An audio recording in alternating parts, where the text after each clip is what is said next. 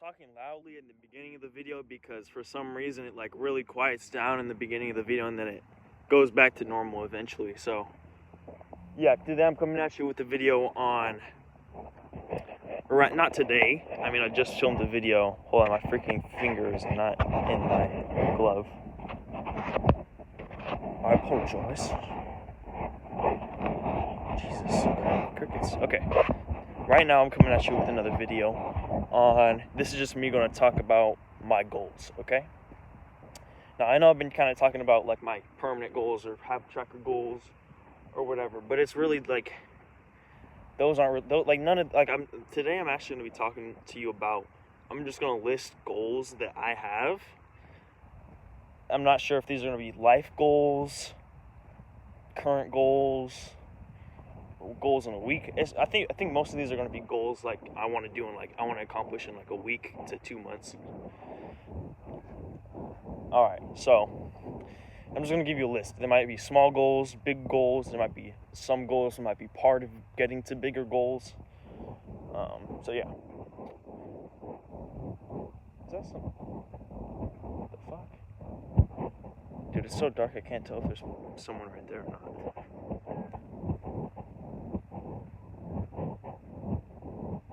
Okay, the first goal is being able to live in the Blazer, or live in the Blazer / garage for that. I don't think that's anybody. Live in the Blazer / garage for like a long time without having to come into the main house.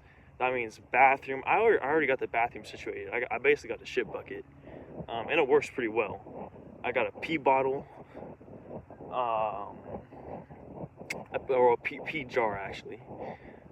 My old one broke, the one that I introduced y'all to in a couple videos back. Rest in peace. But thankfully it didn't have piss in it when it broke. I was actually washing it. But anyways, yeah, I got that situated. I got that situated. And these are just little goals within the goal of living in the Blazer / garage. So yeah, I can go to the bathroom. That's already a goal knocked off. Second goal is what's part of this.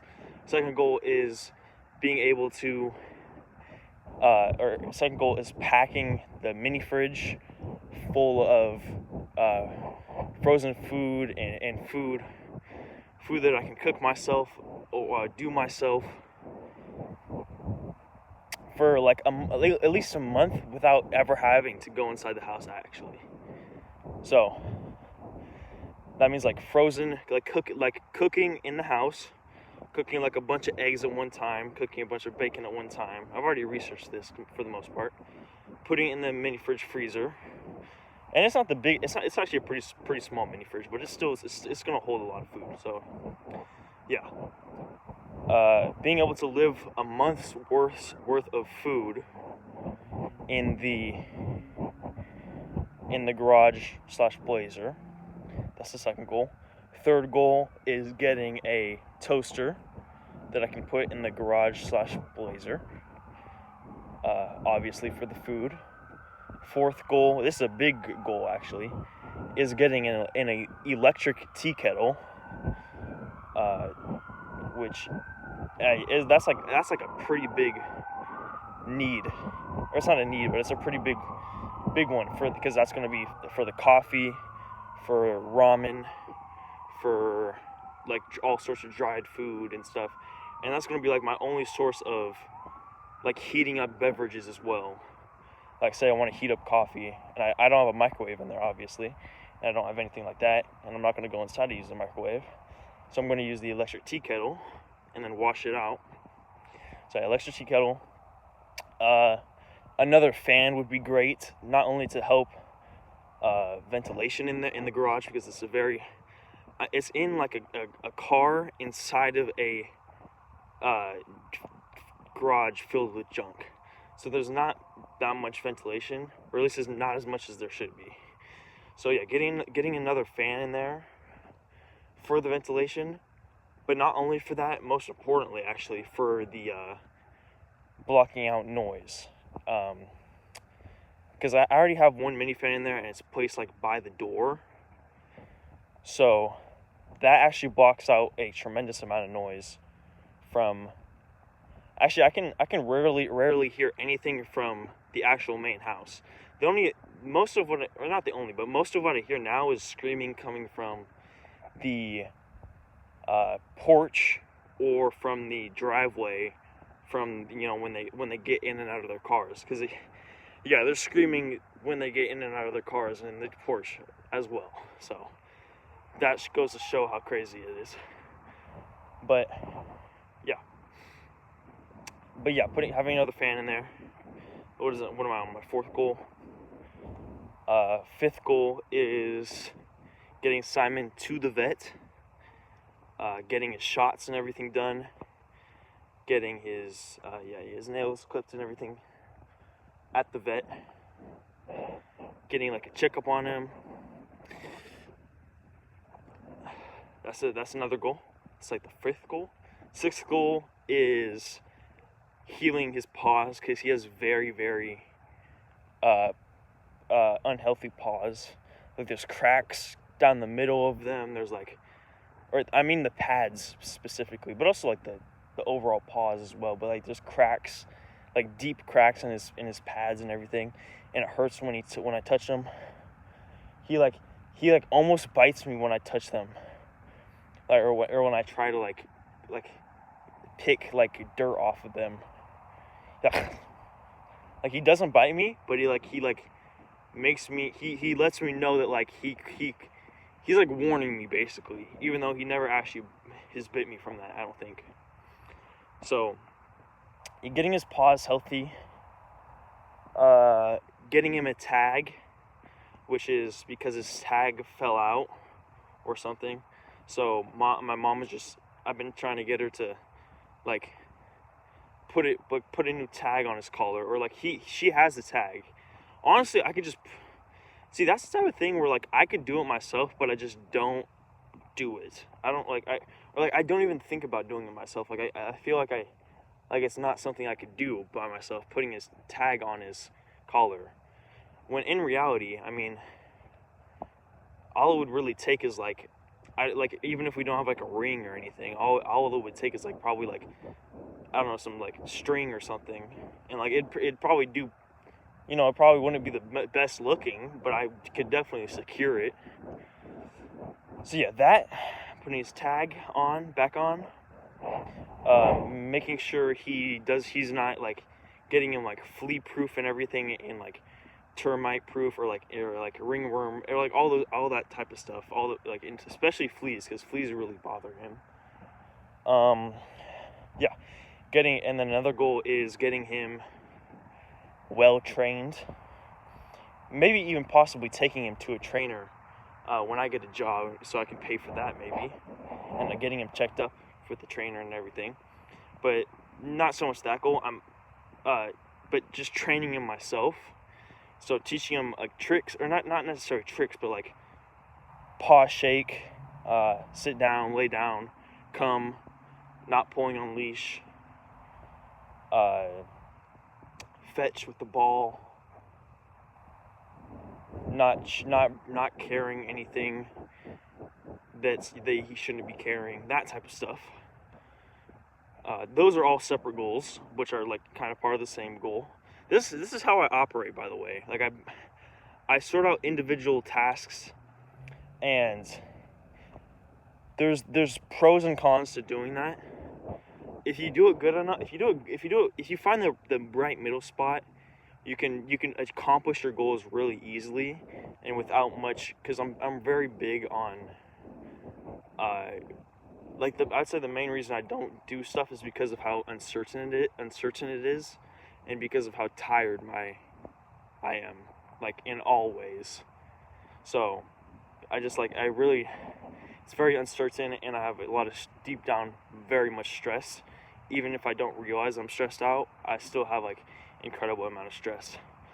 So really having it planned out and like having the small goals are good, but where it could go really wrong, and it is going wrong a lot of the time, and that's why like I put off making this video for so long, because I just wanted to like get all the goals down, everything down, write it down, write all the small goals, write the small goals and the small goals, write the big goals, everything I want to do.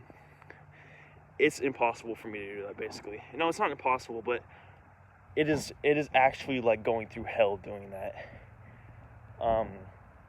Because God knows I've tried so much to do, like plan all the little steps and everything, and it is just so horrible doing that, dude. Like planning everything, especially when you're not like you don't have complete control over a lot of the stuff that you're planning, so that if you're doing one step might not, because you don't have complete control over it, you have to rely on someone else, then that might affect another thing. And then, but just all the, it gets really, really confusing if I just keep on making lists, smaller lists, and then bigger lists, and then bigger. At some point, I need to just get on the video, and because I have a bunch of goals written out, but it's reading them off the page and doing all that would be like torture. So that's why I'm saying it right now to. Even though I'm going to be missing a lot of goals, or I'm going to be simplifying them, or like only talking about the small ones, or only talking about big ones and not going in full depth, or going in too much depth, it's fine, because I need to actually be more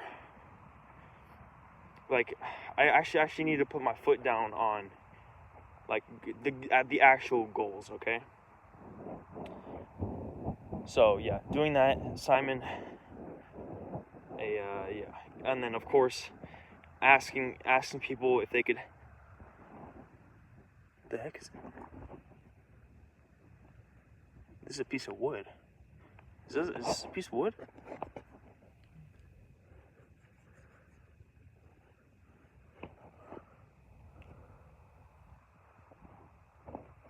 I don't know. And then of course asking people and finding the right people for Simon, finding someone who would take Simon in, getting that whole thing sorted out. Oh yeah, getting Simon friendly with other dogs. God, that's the main part that's gonna be. That's out of all the goals, Simon is the one I'm stressed about probably the most. Well, Simon and the Blazer, and living in the garage in the Blazer. Those are like the two things I'm working on, and the two things that I'm super stressed out about. So, yeah, getting into a right home, and then also like finding someone to even take him in. I don't know how I'm going to do that, where I'm going to do that. I don't know if I'm going to put up flyers or some shit like that. Because I'm definitely not going to wait 6 months until I can take him with me in the car when I get my license or anything like that. Or almost definitely not going to do that. But at the same time, I'm not going to take him to a pound or anything where he's going to get euthanized. And I also like kind of want a relationship with him. Well, I 100% or 99% want a relationship with him. Unless it's like either he stays here at my house forever, or I just have to really stop the relationship with him, but he's safe. I would choose to stop the relationship with him. But I do really want a relationship with him. Very, very badly.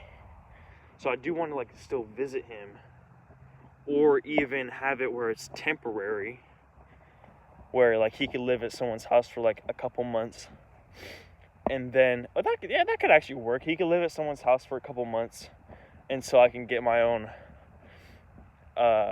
car, and then he could live with me in my car. And I know that sounds crazy, like you're really gonna take your dog with you in your car. Doesn't that sound abusive? Yeah, it does sound abusive, but that's like the only plan I have. And there's definitely ways of going about it that are pretty cool. Yeah. And by the way, Simon is basically, what the fuck was that? Simon is basically my dog. Like, already today, we have grown so much just from me working with him today. Like, he's been so attached to me today. Like, sitting by me. He's barely gone inside. He's always been with me. So he's basically my dog, right? And he also goes with me in the Blazer a lot of the time as well. So he's very used to that. So when I do eventually get my own vehicle, I'm almost definitely going to get and that's another goal. Getting my own vehicle is another goal. I'm almost definitely not going to get a car because that's too small for me, let alone me and my dog, and me and my like medium-sized, like probably over 80-pound dog. 80-pound? I don't know. He's probably over. Nah, I don't know. But yeah. So I'm probably gonna get an SUV, minivan, van. Not an RV, but like probably like van at the highest, or like a high ceiling van at the highest. Because I also got to sleep in there and I got to live in there with my dog and everything. So I'm trying to be at least a little bit incognito. So yeah, because I'm not gonna be. Well, actually no, I haven't decided where I'm gonna live when I'm in the car. I've thought about going to live in the mountains and everything.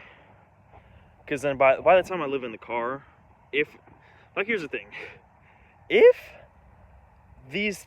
my goals do get right, like it's either like I'm going to kill myself, or I'm gonna kill myself, live in complete hell, just be the worst of the worst, or I'm gonna 100% succeed. Like it's not gonna be like an in-between factor in this.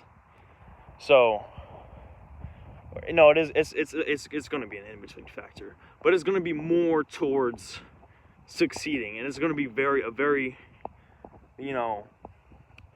So yeah, so like what I'm saying is, by the time I actually get a vehicle, or I actually like can legally drive a vehicle, which is going to be in 6 months, or 6 to 7 months. I'm trying to get my I just need someone to drive me to the DMV to get my written test done, and then I can get the permit, I think, right? Because I've already done the driver's ed online course. So as soon as someone can take me to the DMV, I'm ready to do it. But anyways, what was I saying? So yeah,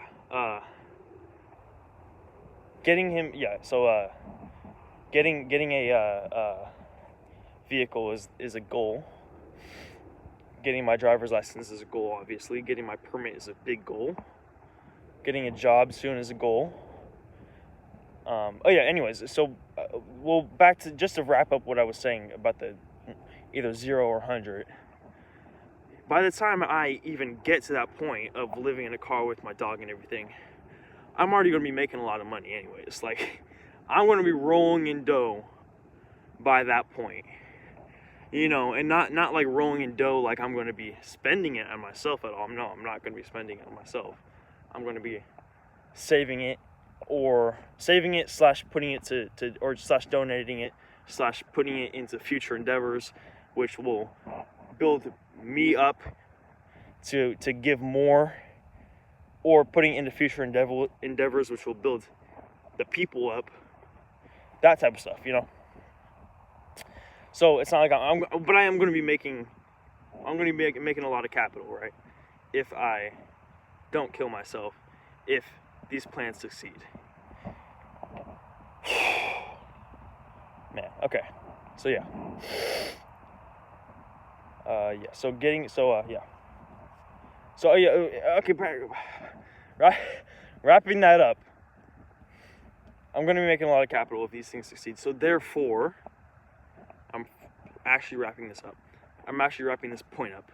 Therefore, I'm thinking about. See, now I'm getting motivated and excited, man. Now I actually feel really motivated. It's just, dude, it's these mood swings, bro. Like, I feel motivated a lot, so now I'm gonna go home and do a lot of stuff.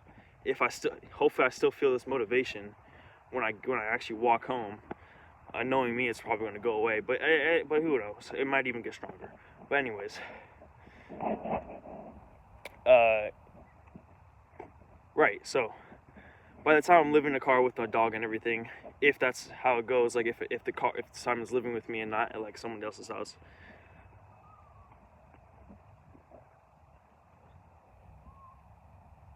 I'm going to be making a lot of money. I keep hearing like a dog yelping or something.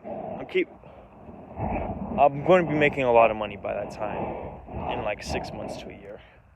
So I could basically go wherever I want to, live wherever I want to. Right, okay, right. I said I'm either going to be dead, or I'm going to be able to live where I want to, how I want to, within like 6 months to a year, with multiple streams of income and multiple streams of changing the world and everything. There you go. So therefore, I'm thinking about like when I live in the car. I'm thinking about like living in the mountains. So I might take Simon up there to live with me in the mountains. And I might camp out at some spots by the mountains near Sacramento. There's this one camp spot that I go to camping every year. I used to, with my family, called Cal Ida. Beautiful camp spot, beautiful campsites. Cal Ida, Sacramento. There's a beautiful swimming hole too. Swimming places. But there's like spots around that area which are beautiful, and which I also think the ranger doesn't go to, and I don't think people like there's like turns and everything where I don't think people like check to see if anybody's there. So I think I can manage to, especially if I hide the car well and do stuff and even like put it like camouflage it or something. But what I'm saying is I might a serious option for me is living in those mountains. Is living in those mountains, but also like not paying for it, right? Right. Okay. Anyways, I'm sorry, I just had to like finish that point because I was getting like, I got off topic so many times, but then I had to like, it's like I get off topic so many times, but it's like I can work it in a way which it goes back on itself, and hopefully it makes the whole thing better, I guess. Because I get off topic, like, but like when I get off topic, what I also say when I get off topic, the thing that I say when I get off topic might also be useful information, I guess, or might be genuine information. So I just try to lead it back, and then I forget what I said 5 minutes ago, and so I'm like, oh right, okay, that's what I was talking about. So anyways, typical. That's kind of a goal, whatever I just said. Or 23 minutes. I'm going to keep going because I got a lot of stuff to do. A lot of stuff. It's very stressful. Very, very stressful. Getting my birth certificate. Not my actual birth certificate. Oh, yeah, but getting my not the one that my mom has. Getting a it's called like an authorized copy or a certified copy, which I researched it. I tried to research it a lot, and I came upon a bunch of different stuff on how to do it, which copies were better. I think my sister got me hopefully, crossing my fingers, got me the certified copy or the authorized copy of my birth certificate, and it's coming in the mail soon. If she submitted it, I mean, she said she will, or she said she would. And it takes like 2 to 4 weeks, I think it said. So I mean, we'll just see. I'll try to text her about it. So we'll just see it. But yeah, getting the birth certificate, that's a big, and overall getting my legal documents. So I'm actually got a lot of my legal documents already. I got my health insurance card. I got my like a lot of my school documents. And I planned this for when I was planning on getting emancipated. And that's still a goal that is still a goal for me. But I just feel like, kind of, what's the point if, I'm going to be living in a car soon anyways. And by the time I live in a car, I'm going to be like 17. So then that's only 1 year away from being 18, in which I don't need to get emancipated at all. And the emancipation process usually takes, I've researched it a lot, it usually takes like 2 to 6 months. So then, by the time it actually like finalizes out, if I do get accepted into emancipation, I would probably be like 17 and a half to, but I could also do it a lot younger. That's like giving myself a lot of breathing time. But anyways,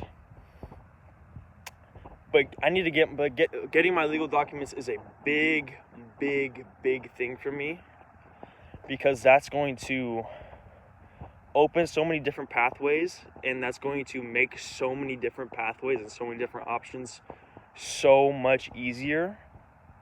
Dude, why? Okay, this is what I'm talking about. Like, I need to make videos about this stuff. Like, this stuff I'm actually excited about in my life. Instead of like, just like doing it, instead of doing it all on my own. This is what I made the video. I'm getting off topic. I'm going back on that thing, but please don't cut out on me, camera.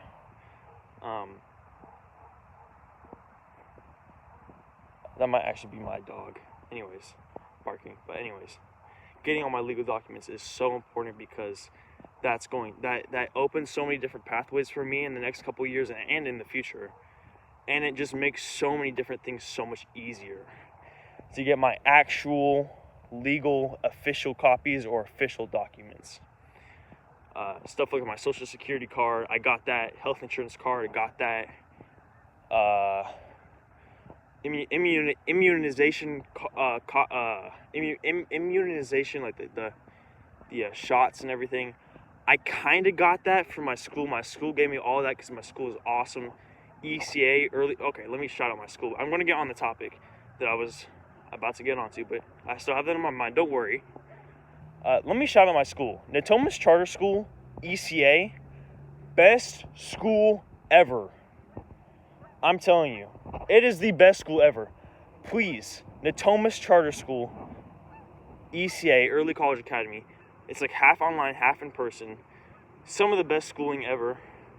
They're so cool. I mean, the staff there is amazing. Staff there is so cool. And also, it's a lot less work, and it's a lot more you do the scheduling on your own time. And I actually have straight F's in all my classes because of how stressful. Not because it's hard to do necessarily, but actually it's not hard. I could get it done really easily if I wanted to, but because I'm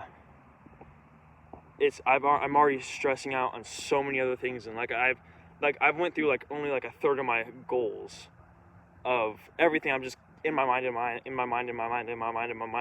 on top of getting abused every day, and on top of getting threatened and screamed at, and on top of being all by myself, and on top of extreme social anxiety and PTSD and diagnosed PTSD, and also self-sabotage, and also horrible addictions. Not horrible, masturbation addictions. I mean, masturbation porn addiction, which is like, it's common, but it's very detrimental. I also have some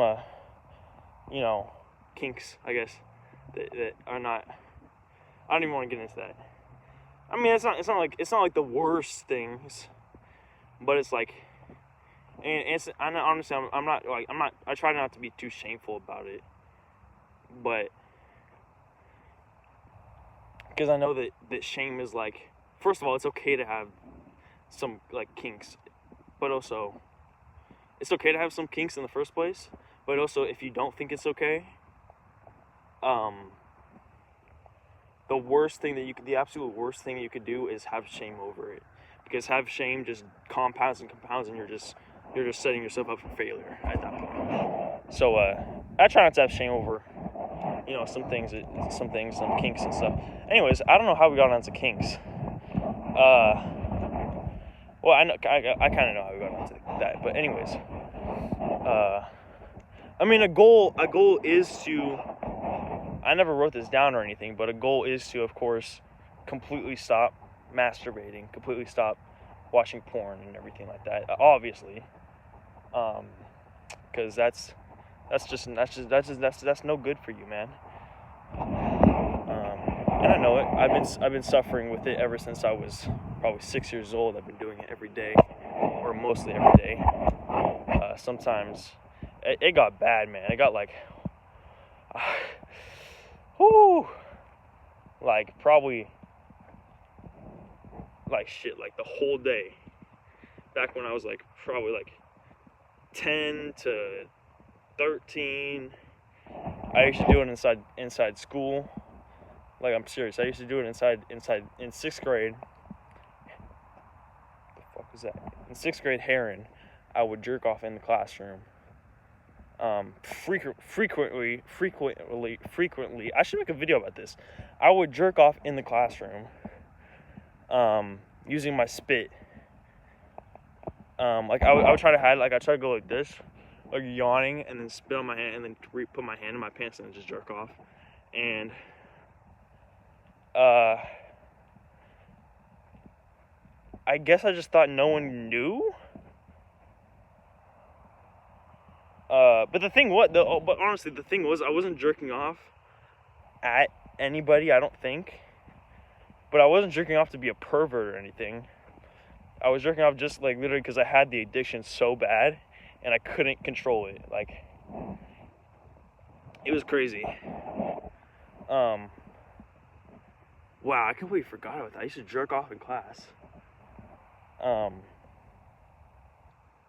Like while talking to my it was like in rows of people too. In rows of people I would jerk off, and also in like seats where it was like a square. So I had a person to my right, person to my left, and a person in front of me.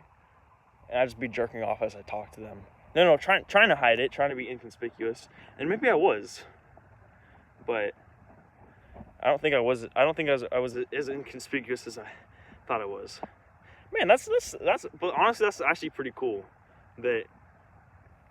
I'm getting back on the thing that I'm rambling in this video. Deal with it, okay?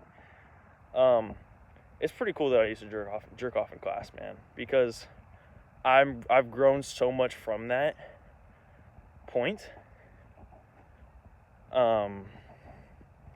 That like I've gone, one time I went like something like 21 or 27 days without jerking off one time, or without coming one time.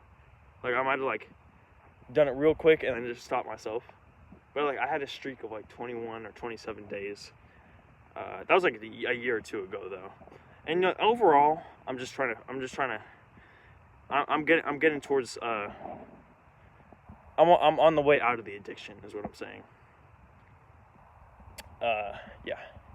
Anyways, so yeah, the goal for that is quitting, pornography and masturbation and everything like that. Real quick before I get off of this subject, oh crap, real quick is I think I'm getting much better at this, and I've kind of researched this, and I've spent so many hours on no fat videos and everything like this, and the best thing I've learned, honestly, I've even read like Atomic Habits, like the book, the famous book on how to stop bad habits, and I've even read that book, or like read a lot of it, and like skimmed a lot of it as well.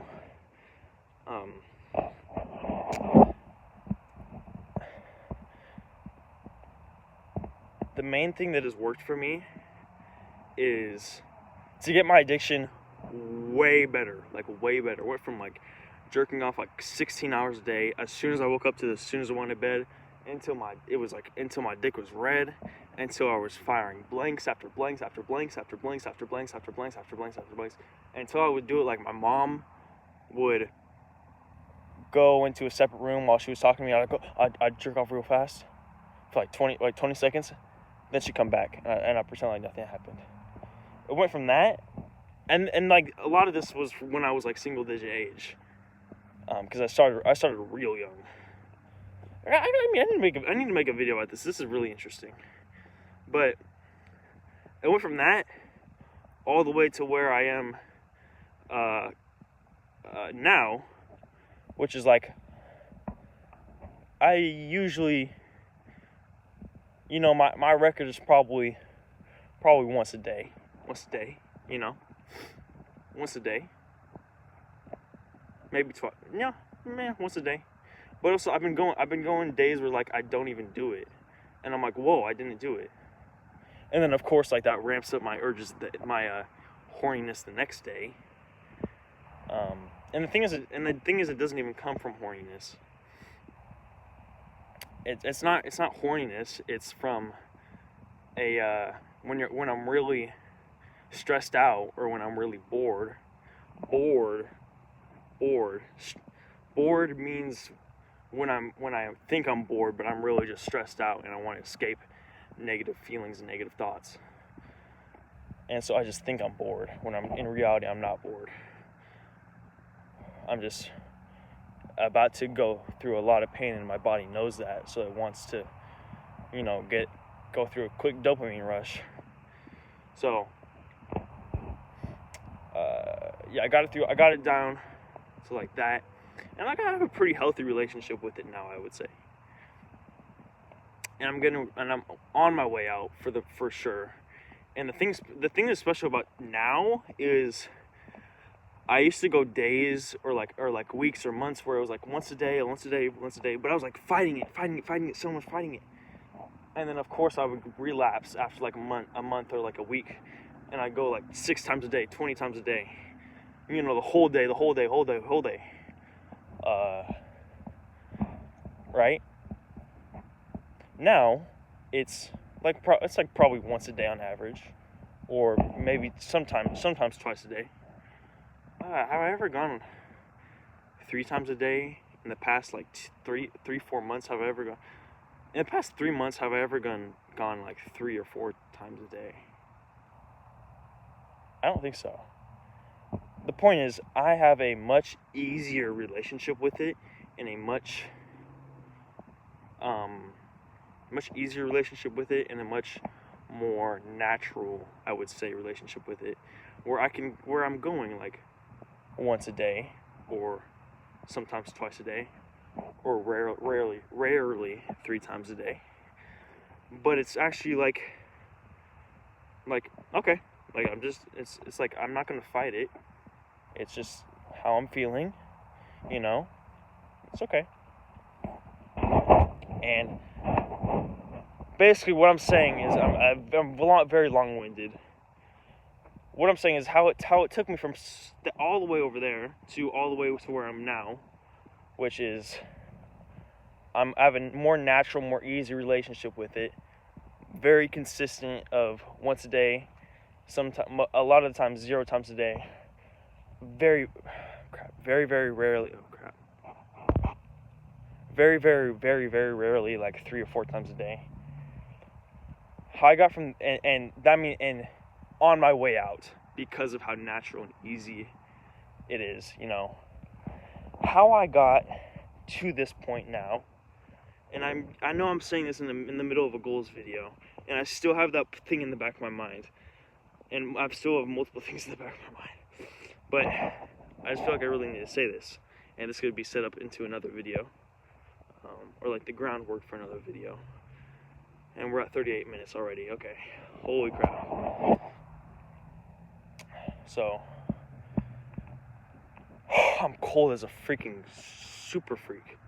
So, how I got from there to here is, in my opinion, like, I could be off the mark, because I hate when people, I don't hate, but yeah, I do hate when people, I dislike, because I try not to hate anything.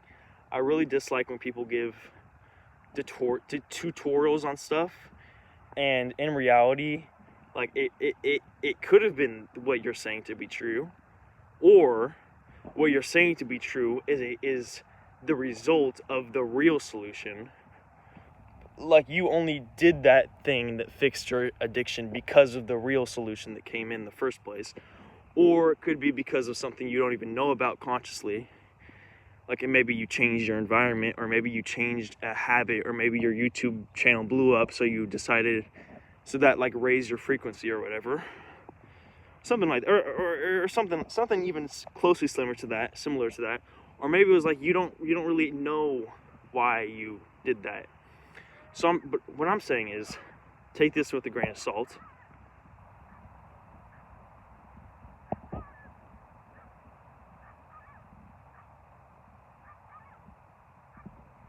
the fuck? Dude, I hear a dog. I hear a dog, dude.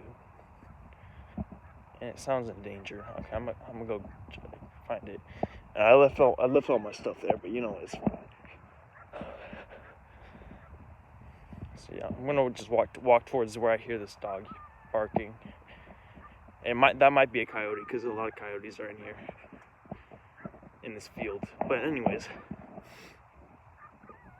how I got to that point, and say this with a grain of salt, is number one, stop feeling shame over it. Stop feeling shame over how many times you're doing it, how egregious your fantasies are, how what porn you're watching, or if you're watching porn. Don't feel shame. Literally, the best thing you could do is to completely not feel shame over it. And of course, you're still going to feel some amount of shame, even if you know it's not what's right, or not what's right, but like, you know, it's not what's going to get you through it and fix it ultimately. You're still probably going to feel some shame.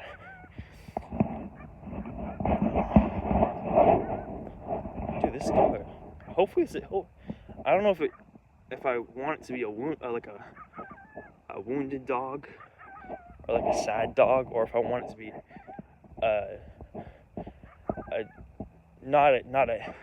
or if I want it to be a coyote. I'm not sure which is worse or which is better. Probably coyote is better, because I could definitely hold my own against a coyote, and I definitely don't want to see a herd dog. Okay, the phone is really bright though. So how I got over it is to, number one, completely stop feeling shame over it.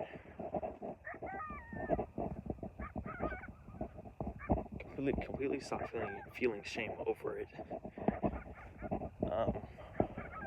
Or trying to. And completely stop feeling shame over it came from an extremely slow climb up of not feeling shame over it.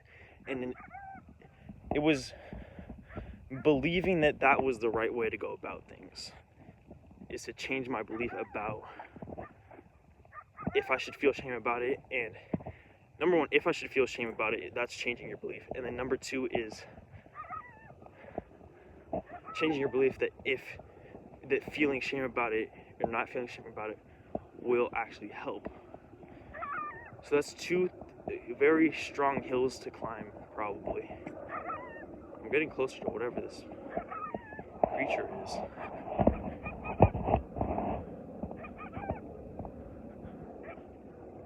Arr!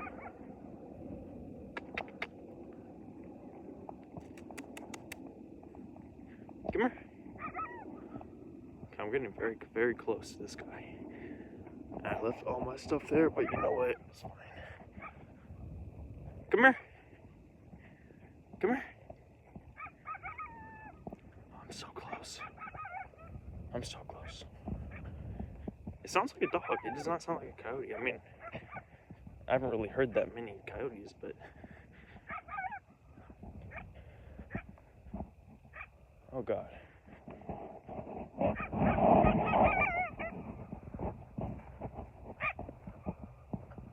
Hey.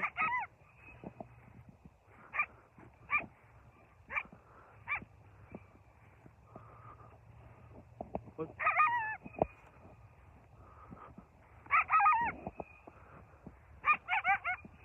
I don't see it, but I hear it. It's really close.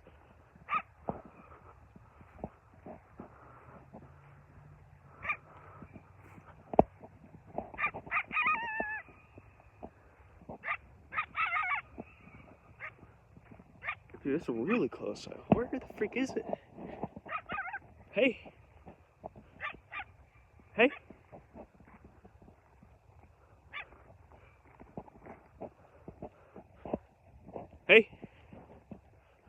Oh, I see it. I see it.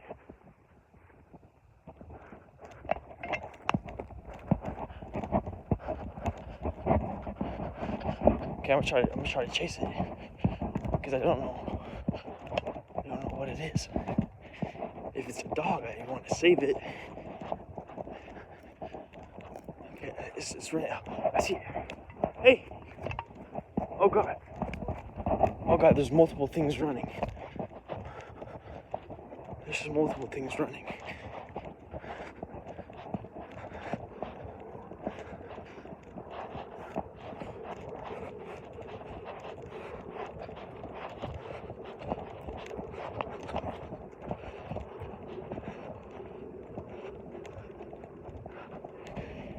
Hey, dang it, I freaking lost it. I think I might have lost it. Wait, is it right here?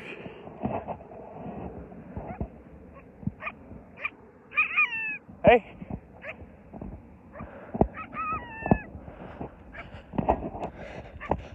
Hey! Oh, it's running. It's running. I'm gonna get you. I'm gonna get you. I'm gonna get you. I'm gonna get you. I'm gonna get you. I'm gonna get you. I'm gonna get you. This mother freaker.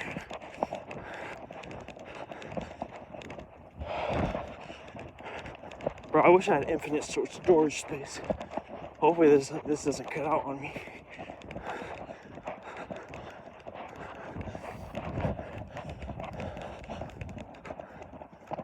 Dude, this thing is playing with me. Because it keeps going around in freaking circles. Knowing I can't really see it. Hey. Arr.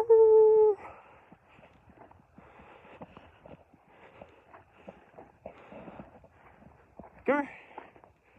Come here. Is that it right there?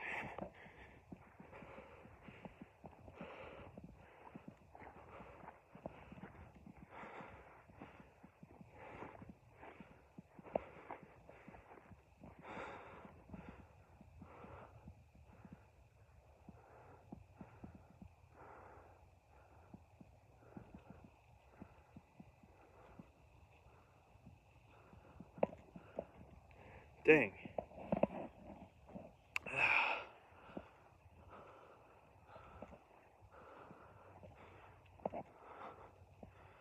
Okay, I should probably go get my stuff.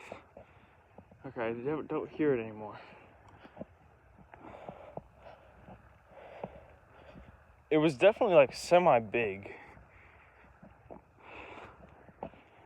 And there's like multiple things running away from me. Maybe no, a lot of jackrabbits. Oh my God, I see it. I see it. Hey!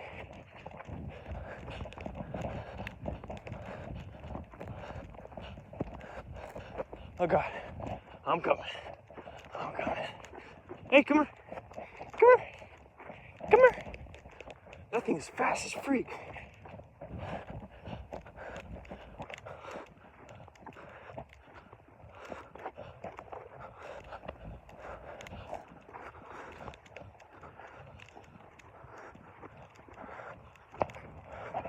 Dude, that thing is big too. Is that like a German Shepherd? That thing might be a German Shepherd. Dude, that thing was right there. This thing is running. Humans got endurance though. We got that endurance, baby. Unfortunately, we don't got that eyesight though. We don't got that eyesight.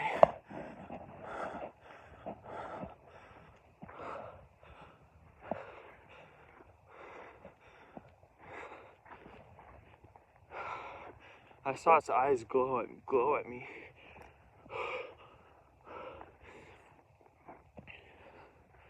Because if it's a coyote, then that's cool. Is this something right there? If it's a coyote, then like, okay, that's cool. But if it's a dog, I don't want to leave it abandoned out here.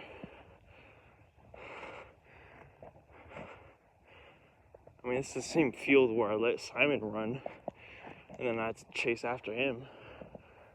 So who knows, it might have happened to somebody else. God.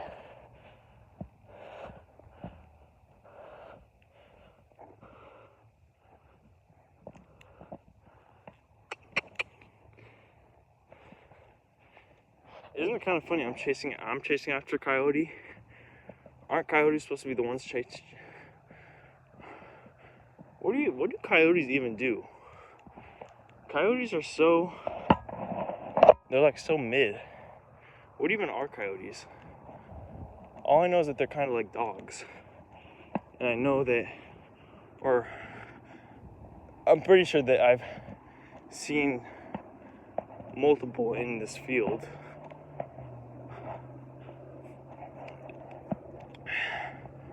Okay, well, you know the drill. If I see a coyote, I'm chasing after that guy, or a dog, or whatever that was. But for now, I'm just gonna tell you about some goals. Man, that was a big coyote. Back onto this. I'm gonna wrap up the fapping. Okay. So, number one, don't have shame over it, and it's just working hard. Even when you do have shame over it, because you're probably gonna feel a lot of shame over it for a long time. But just try not to feel shame over it eventually. And don't beat yourself up if you do feel shame over it. Okay? That's the first thing. And the second thing that helped me through it was, I kind of forgot it, but it was like a big thing. The second thing that helped me through it was not fighting. Oh yeah, not fighting it. Not fighting it in the slightest. That's what helped me through it. Probably one of the most. Because you're not gonna win it by fighting it. That part of yourself which is doing that, which is, craving it, that's the part of yourself which you need to comfort the most. And I'm not sure how to comfort it, and obviously comforting it probably means being a happier person and being in better environments and everything, and that's something that is very hard for me to do. The fuck? And that's something that's very hard for me to do, so. But I'm slowly getting way better at it. I'm slowly getting better and better and better and better and better at it. And that's why it's becoming a lot more easier to not do it.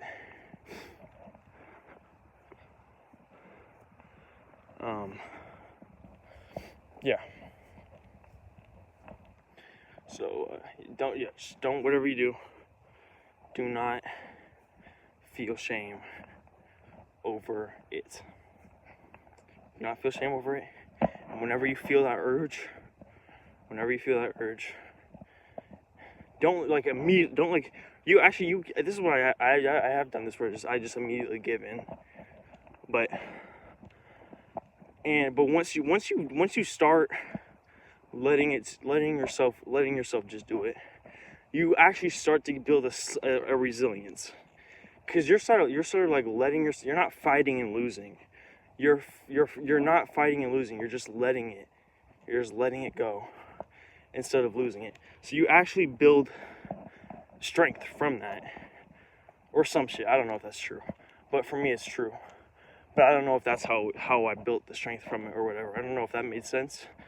But the point is, I did get strength over fighting my urges eventually, and slightly, not too much, but I have gotten strength over it, and the type of strength that, because I don't fight it so much, and because I haven't been fighting it very much, and when I have the urges, I'm gonna just, if I really feel like doing it, I'm just gonna do it, and if I kind of feel like doing it, I'm just gonna do it.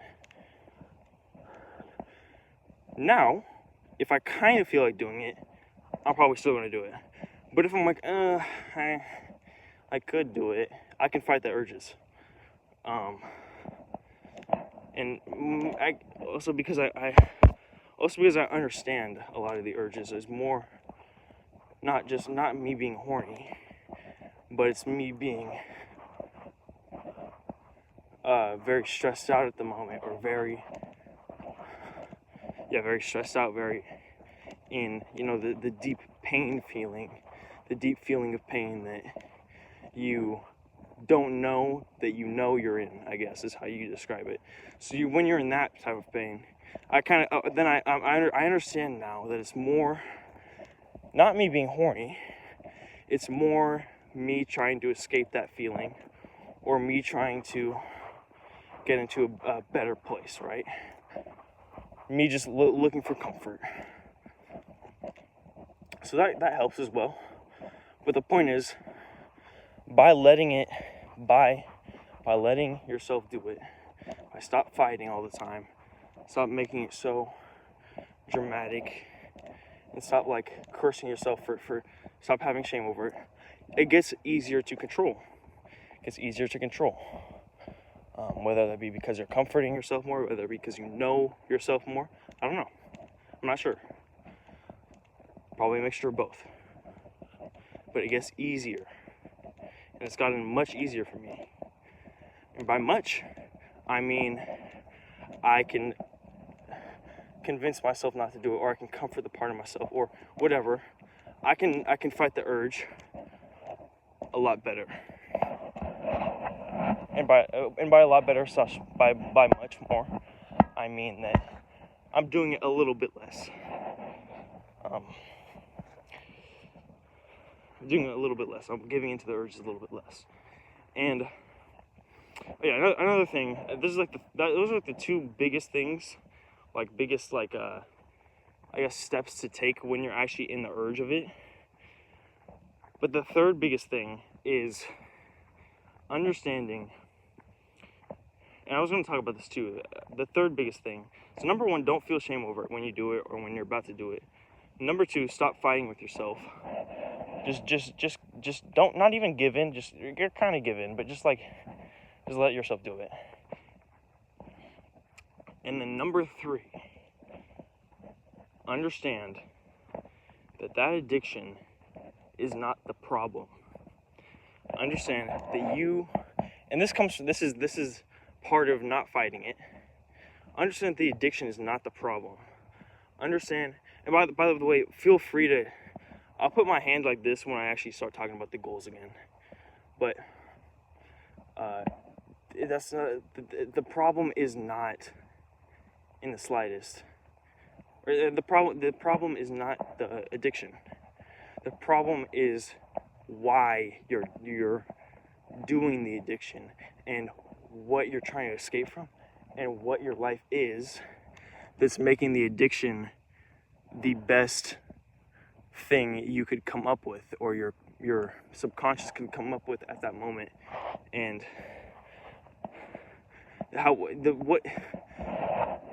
what I'm saying is, if you want to break free from the addiction, do not focus on the addiction. Simple as that. Do not focus on the addiction. If you want to break free from the addiction, focus on everything but the addiction. That's wrong. I mean, focus on your life. That might be right, but focus on everything. Don't focus on your solution, or don't focus on your addiction. Don't focus on the fact that you are jerking off, or what you're jerking off to, or whatever the fuck. And there's tiny steps you could take, stuff like that. But like I said, focus on changing your life. Focus on changing parts of your life. That doing that will make your urges and make your addiction pop up less and less and less and less and less and less and less and less and less and less and less, until you barely get any big urges. And that's the main thing that happened with me. my willpower hasn't really gone up. Maybe it has like a slight bit, but my willpower isn't. I haven't gotten stronger in the sense that I've not gotten stronger. I have simply gotten a more better life, I guess. I've gotten a. I really hope my stuff is still here. I've gotten a life which I am focused. Okay, here's the thing. You do the addiction because I did it because I'm surrounded by all this pain, and there's no other things to do. Like, there's no other places I could focus on other than playing video games. Like playing video games or eating junk food or whatever I was doing for like most of my years, or at least like a few, like my early teens. And when I was younger, it might have been worse because I didn't have as much video games, or I didn't have as much other things. So maybe that's why I was doing a lot back then too. But I didn't have anything that I wanted to do. I didn't have any goals. I didn't have any structure at all, and I still don't have barely any structure. Like structure as in routines and everything. I don't have any of my times planned out during the day because that's very hard for me to do right now in my life. But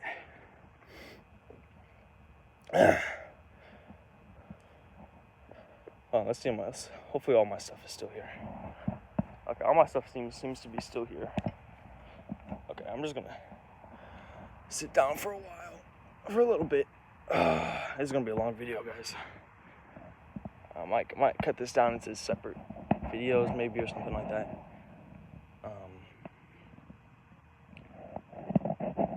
But the third biggest thing is not focusing on your addiction. Focus on your life outside of the addiction. Focus on. You're gonna do the addiction because the addiction is the only thing that's actually like curing you from what you're going through. So find other stuff to do in the day. Find ways of whether it be another bad habit, whether it be whether it be one or the other thing. Something incredibly small, and then it might build up into something big that you can actually focus a slight bit of your energy from, so that your energy is not just in the state of, well, I got nothing else better to do, so I might as well jerk off, or I might as well play video games. So yeah.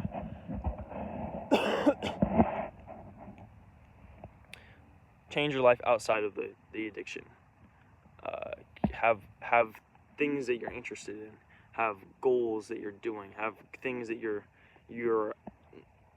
have it so, like, when I'm focusing on goals, I do like get urges and I do jerk off sometimes. But like, if it was just if the goals weren't even there, then it would just be me, the addiction, and my phone. Because if it was just me and the addiction, like, I'd probably win. Like, I mean, actually no, I do have an abusive household, so the phone is a really big lifesaver, and the earbuds and everything. But what I'm saying, if I lived in a non-abusive environment, if I lived in just a blank environment, being alone and without any distractions other than your addiction is probably like one of the best things you could do. But I mean, I've experience with that, but I don't have much experience with that. But anyways, because it would either be me on my phone, on the PS4, or jerking off. That would literally be it. So of course I'm going to jerk off, especially when I can jerk off while on the phone, and I can jerk off even while playing video games, depending on what type of video games I was playing, right? Not I wasn't playing like no hentai video games. I'm talking about like in loading screens or whatever, or like if I'm so good at the game that I jerk off or whatever while I'm playing it, which I have done. Yeah. So find other ways of diverting your energy and focus into, and you'll be very set. I could get deeper into this. I still have the thing that I wanted to talk about like 50 minutes ago, or no, like 30 minutes ago, regarding the legal documents and what the channel was going to be about, but I will talk about that. So, oh shit, my phone's at 10%. I need to get this on the charger. Quick. Come on.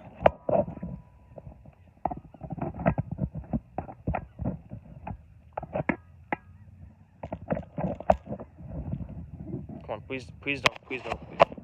Please don't cut out. Please don't cut out.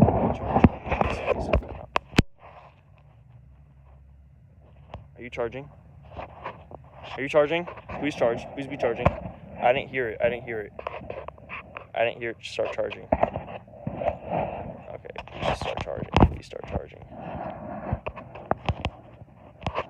I'm just gonna hope it charges. So yeah. The three biggest things, I'm wrapping it up right now. Number one, don't feel shame when you're about to do it. Don't feel shame when you are doing it. Don't feel shame after you do it. No matter how egregious what you watched was, or what you fantasized was, or what you did, what type of masturbation you did, if you know what I'm saying,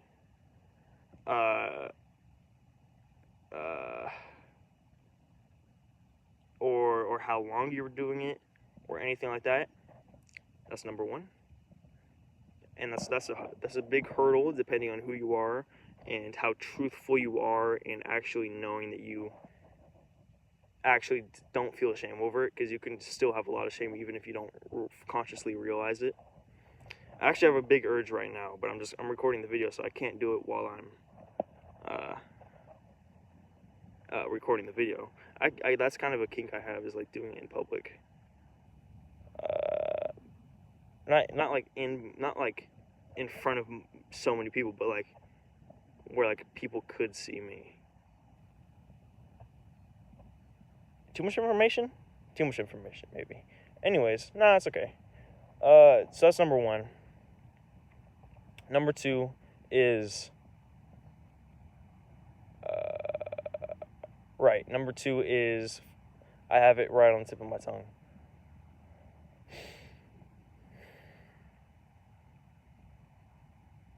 Okay, I'll go back to number two.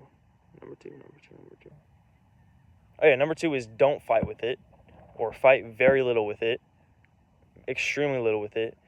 It takes a very extremely long time before you could try to fight with it and actually succeed, and succeed naturally. Because you can fight with it and go strong for like a week, and you're really fighting it. You're doing good, man, and you're really fighting it, and then you relapse, and then you can't even do it for like a whole. You can't go without doing it for like a whole month or year or something like that. So you got to be careful. Don't try to fight it. And when you do try to fight it so that you can be like, no, okay, I'm just gonna do it. It's okay, even if it's really painful to say that. And eventually, from you doing that, I think it will start. For me, at least, it became more natural, more like, along with the other two things, it became more natural and more like I can time it better. Not time it, but like more like it didn't overstay its welcome. Like I wasn't jerking off. I wasn't nutting or shooting blanks like 30 times in a day. Like it went down to like 6, or like it went down to like 10, and then it went down to like 6, and then it went up to like 25, and then it went up to 35, and then it went down to 4, and then it went up, and then slowly it's down to like 1 nut per day, or like 0, or sometimes 2.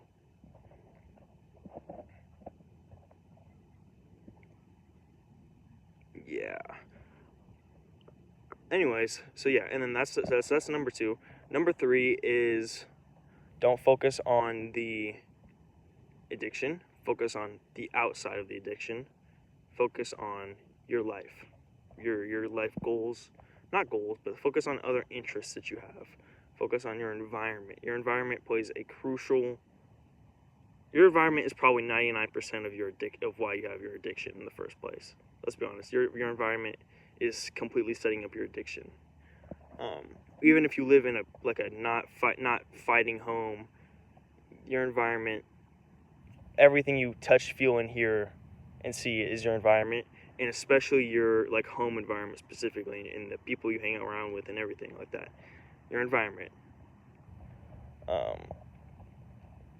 And number 3 is such a big thing. Like, obviously, like, don't focus on your focus on everything else. Like, you can obviously number 3 is probably the most powerful, but it's probably the hardest, because number 3, if you can fix your sleeping schedule, that takes your addiction, give down.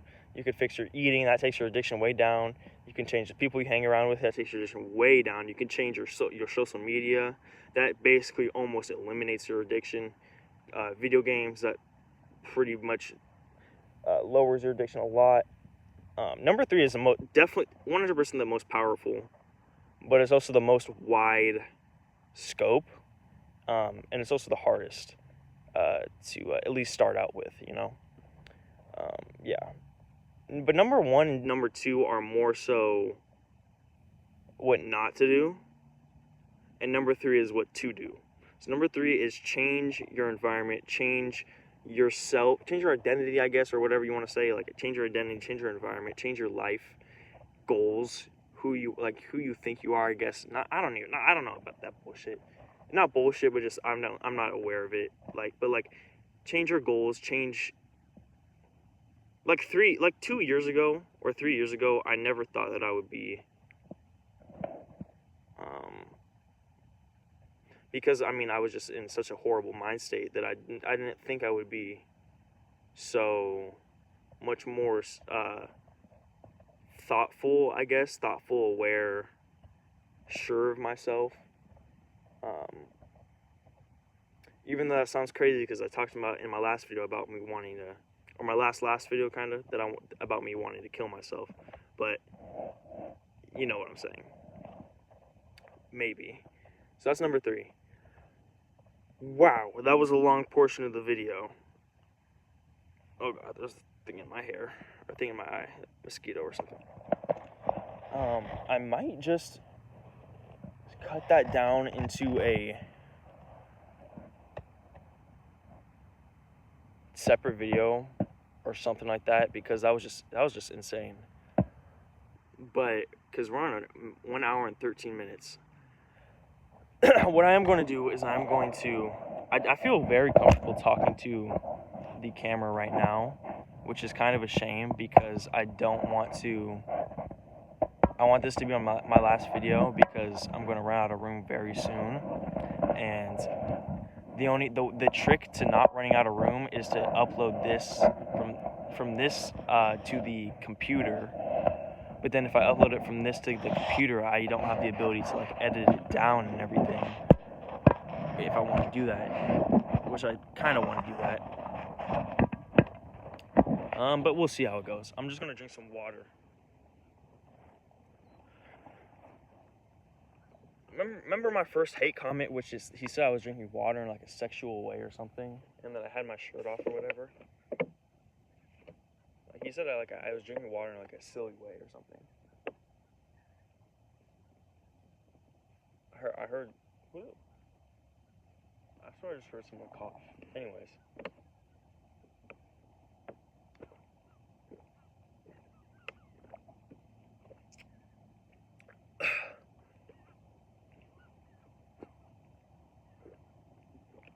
Honestly, I should not have social anxiety about this, to be honest. I don't have much social anxiety right now about the video.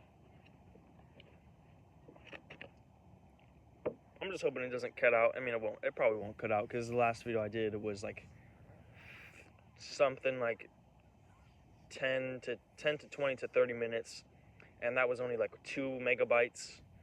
It was really, really low on storage for some reason. And that means that this should be only about say if I go to like 2 hours, that should only be like about like max 10 gigabytes, judging off the last video's gigabytes. But I'm not too sure, to be honest. But anyways, so that's why I don't want to go super slow. Back onto the freaking goal. Okay, back onto the thing that I said before I got into this whole addiction thing. Well, actually, okay. Getting out of the masturbation and porn addiction. Getting out of that, being healthier from that, recovering, or not recovering, but like not masturbating, not watching porn in my life again. That's a goal. That's a goal. I'm not sure if I want to get that done in 2 months, because it's very slow. It's a very slow hill. But at the same time, like I said about number 3, that's the most powerful one. So depending on how much my life changes, and my life is in a state where it could change a lot, or it could change very little, or it can change for the worse. So depending on how my life changes, I have a feeling that my addiction will change very quickly with that as well. So it could be within a week, or it could be within a month, where I completely let it go, or it could be within 2 months, or it could be within longer than that. So I'll just have to see. So this is not really something that I really like is a big thing, but like eating healthier, actually choosing what I want to eat instead of what's cheap or what's in my house. That's a goal, which is like that's the type of goal where like you don't really. That type of goal I don't really like, because that type of goal is like broad, and it's like I don't know like how am I going to know when I complete that? I don't know. Something about that goal is just weird. I never wrote that down or anything, but like, yeah. A goal is to have a water filter, like a fluoride water filter, because I'm just big on not eating or drinking fluoride, because I've heard it affects the third eye, and it affects other things, like calcifies the third eye, and I want my third eye to be open. And there's a lot of ways to uncalcify it, probably, if the third eye exists, or whatever it represents, or whatever. But that's why I use no fluoride toothpaste, which is awesome. Don't use fluoride in your toothpaste. So yeah, get a fluoride water filter, and get a good water filter. Okay.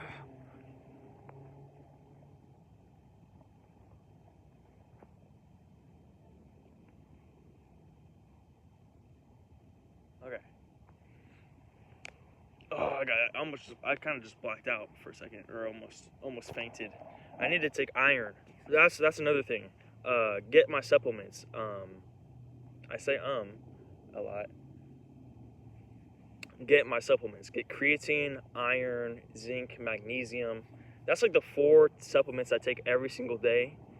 I take those things. That's on my habit tracker. That's like the most consistent habits I've ever had on my habit tracker, probably was creatine, iron, vitamin D, zinc, and magnesium are the 5 things I've been taking for like a year or 2 straight, for like a lot of the days of my last 2 years.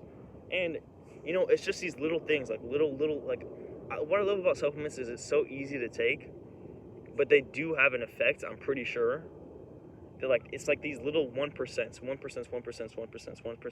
that put these 1% are what push you over the edge. That's what I love about habit trackers and task trackers and these little things. And especially about creatine, and especially about supplements, because a lot of habits on the habit tracker is like stuff that like, okay, read 1 page, or read 1 sentence of your writing. That's not like that's a task, a habit that I want to build off of. I want to get consistent in that little piece of it, so I can build off of it. But the stuff like creatine, iron, D, zinc, magnesium, that's stuff where it's just like 1 done, I'm always going to have that same exact thing on my habit tracker. Like, it's never going to be take zinc 2 or take zinc 3 times a day or stuff. Like, it's not going to be stuff like that. And maybe it might be stuff, but you know what I'm saying. You know what I'm saying. There's something I just really love about that. Just these 1%, steady 1%. So yeah. So so the goal for that is be able to afford getting those supplements most of the time. I haven't taken iron in a long time because I ran out of that supplement. I'm running out of zinc, magnesium, or no. I'm running out of. I think I got extra zinc and I got extra magnesium. I'm running out of creatine and I'm running out of iron. I ran out of iron and I'm running out of vitamin D. So those are the big things too. Zinc. I gotta be honest. Zinc I only started taking because, like, number one, the sleep benefits, but also number two, I heard that it makes your cum shots bigger, or it makes you come more. So, and that's when I was like, I think I had a girlfriend, or I just got a girlfriend, or I was thinking about getting a girlfriend. So I was like, ooh, or something. So I'm not sure if it worked. I don't remember. I don't recall. I can't.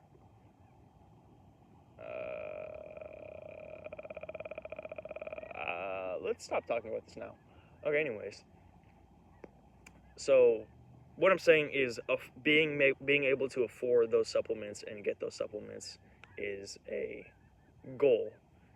Like, being able to afford those without the uncertainty of other people affording it for me, or buying it for me, or other people or the delivery or whatever. Just being able to actually know for sure I will be able to get these supplements for the rest of my life if I wanted to.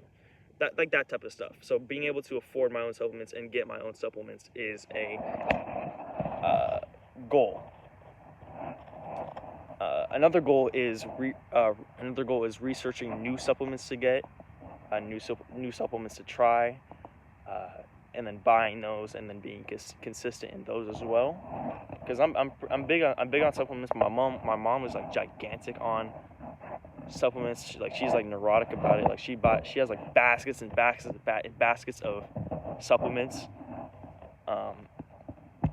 The problem is, like, whenever I try to like use one or take one, even though she doesn't take them, and she just stockpiles them, and they're like pills mixed with other pills, and it's horrible.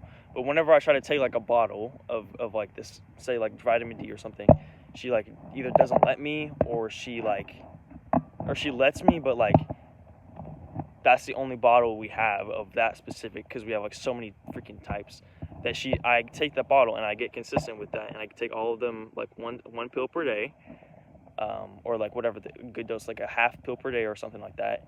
And then all of a sudden I can't buy the supplements myself, and she only had that one bottle, so now I have to just go cold turkey from it.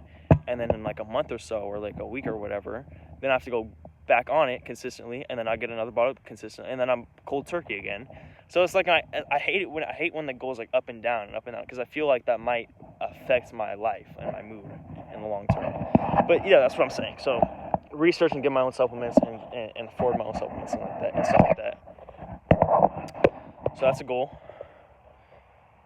And that's a goal which, like, I already set a lot of my big goals. But I didn't say a lot of my big goals as well. There's a lot of big goals that I didn't say, and I will talk about supplements. Getting a job is a goal. I don't know if I already said. I said something like that, but I don't know if I said it exactly like that. I don't know if I actually put that as a goal in the video.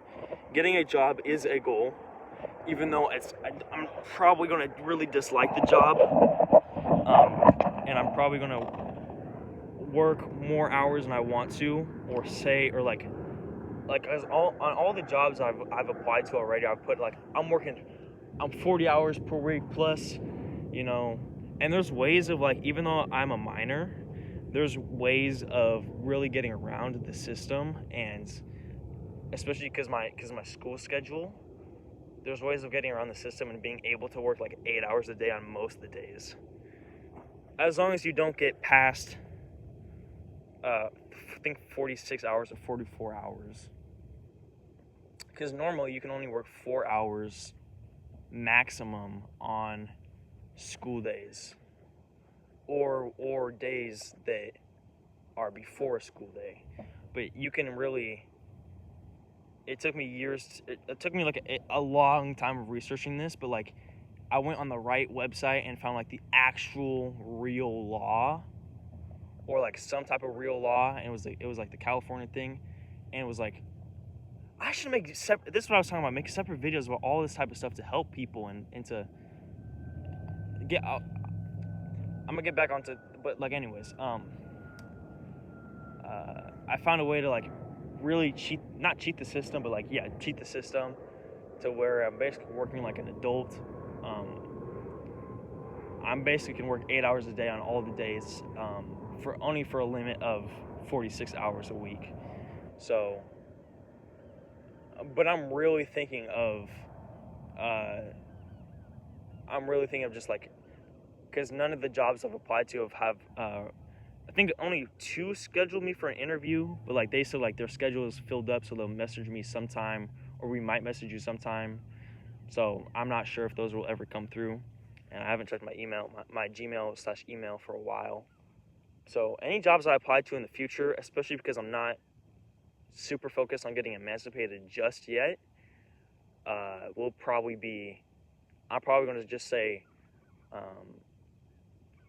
only want to work like a little bit of hours, right? I'm not going to work like a super freaking long hours like how I was trying to do it, because doing that will give me more time to do other things, you know. But actually, here's the thing: working at a job might actually be really cool, because I've never really tried it before. I've worked at my friend's restaurant. It's called the Chicken Coop. It was like on an Army Air Force base, and I know I'm getting off topic, but I don't know how it's going to be. Maybe it'll actually be better. Like maybe I'll socialize more, or maybe when I'm in work, that'll give me the energy that when I'm off work, then I do my goals straight away. Maybe it'll give me like a routine to whatever, or maybe it'll give me something like that to really focus on. I really thought I just saw somebody right there. I stayed up all night last night, and it's like currently like 6 or 7 p.m. So it's like Loki might be hallucinating a little bit, but I don't think I am. Not really, anyways. No, I'm not. It's just like I thought I saw something. Okay. Yeah. I'm not crazy. So yeah, getting a job and working, and also just because I want the experience, because I'm obviously going to change the world if I don't kill myself. I'm going to change the world, and having that experience of working a job which I obviously don't like, and I don't want to go to the job probably, and I definitely don't want to apply to the job. That's going to not only boost my credibility and boost my like relatableness factor, in the way that, you know, like people can see like he understands that he's changing the work system and everything, and he knows it because he's been through it, and he's been through stressful times with work and stuff like that. So I'm doing it for that, but I'm also doing it just for the pure experience of that, you know, not only for the like the publicity in the future or whatever, but also because literally just like the actual experience of doing that, you know, I can have the wisdom from that of how to change it now, and what parts are good and what parts, you know, stuff like that, you know what I'm talking about. So yeah, coming up on 1 hour and 29 minutes and 34 seconds. Hopefully this video doesn't cut out. So that's a goal, and then I'm talking pretty fast and pretty neurotically. I've realized just now I realized I'm talking pretty fast and pretty neurotically. I've been having a big motivation stream of things to say, which is I'm like in a high swing right now. I call it a high swing. Like I'm in a motivational point in my life where like I actually want to do goals, and I've noticed that I'm getting off topic again. That's part of it, but I noticed that high swings, which is what I like to call like my motivational times, or the times where I actually feel like doing goals, or feel like actually working towards something, or like actually like, you know, doing something, is the high swings are always, or seem to be very synonymous with when I am doing something that will get me on the way towards my goals quicker, or like in a new fashion. And I actually wrote this down, and it's funny because it's happening to me right now. Is I'm having the high swing. Why did it get so bright all of a sudden? I'm having the high, because there's lights over there. I'm having the high swing because, wow, it looks so much lighter on my camera. Anyways, I'm having the high swing, and this is an example of it, because I am thinking of, number one, I'm just getting all these ideas and goals out there for me to, you know, I don't know if I'm going to look back on this video, because it might be just too cringe, or too, not cringe, but like too, as you can probably see, I ramble on a lot, and I'm already so stressed out in my day, and so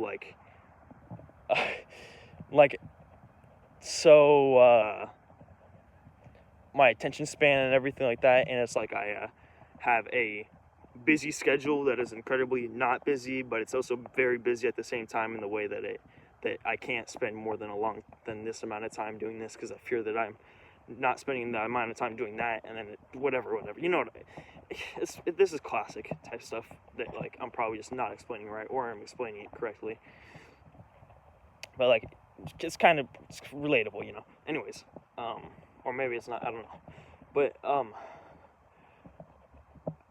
I'm not, God, now I have the fear that like I'm trying to like win someone over for some reason. I don't know what I'm scared about, but anyways, I'm not sure anyways, but anyways, and I forgot what I was saying, because I got off topic about getting off topic. What was I even saying? I'm getting there eventually. I'm getting to what I was talking about eventually, and I still have the freaking legal documents and the what I want my channel to be about, that I was talking about like an hour and a half ago, but I just got off topic a lot. Jeezums. The high swings motivation, because, and I've noticed that whenever I'm in a high swing, I am working towards something that will put me on a track. Like I'm creating a new idea of something that'll make me accomplish the goals quicker. That is when I'm on the high swing. When I'm on the high swing, I feel motivated, because I found, or not because, but like maybe partly because, or maybe maybe it stems from that, or maybe it's just a symptom of that, or maybe it's a cause or effect from that. But it's because I find a new way, or a new like creative way, or a way that I think, oh my God, I just did this, so now it's gonna make me accomplish my goals a lot faster and a lot quicker. And it's actually like this is actually gonna make me successful now. Like I actually am like 99% successful, because 99% chance successful, because I have this thing that I'm doing, this new creative way of accomplishing the goals, or getting the right mindset for the goals. So I'm in that high swing now, because I was in that high swing like when I first, like a week ago, when I started like really getting very, very detailed about planning my goals, and like planning like the individual steps and individual things like that. And now I'm in another high swing, like another like high swing, because I have the idea of making videos about accomplishing these goals, and about doing these goals themselves. and like vlogs while I'm in the action of doing the goals, like vlogs while I'm in the action of training Simon, or while I'm in the action of cleaning the Blazer, or while I'm in the action of studying for the written test. That type of stuff is recording videos. I'm in the high swing there, and I'm also in the high swing because of this video, and I'm in the high swing because of this video, or front. I don't know if it's like, because is a strong word. I don't know if it's because, but I'm in the high swing because from this video, or whatever, this video, me talking about the goals and putting them into reality, and then also like me saying the goals so that I can look back on this, and that so I could, maybe someone in the comments can help me with the goals, or maybe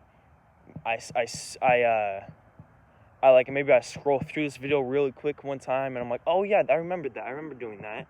I remember that goal, so I'm gonna work towards that differently now. That's how it's, so like me actually talking about the goal, and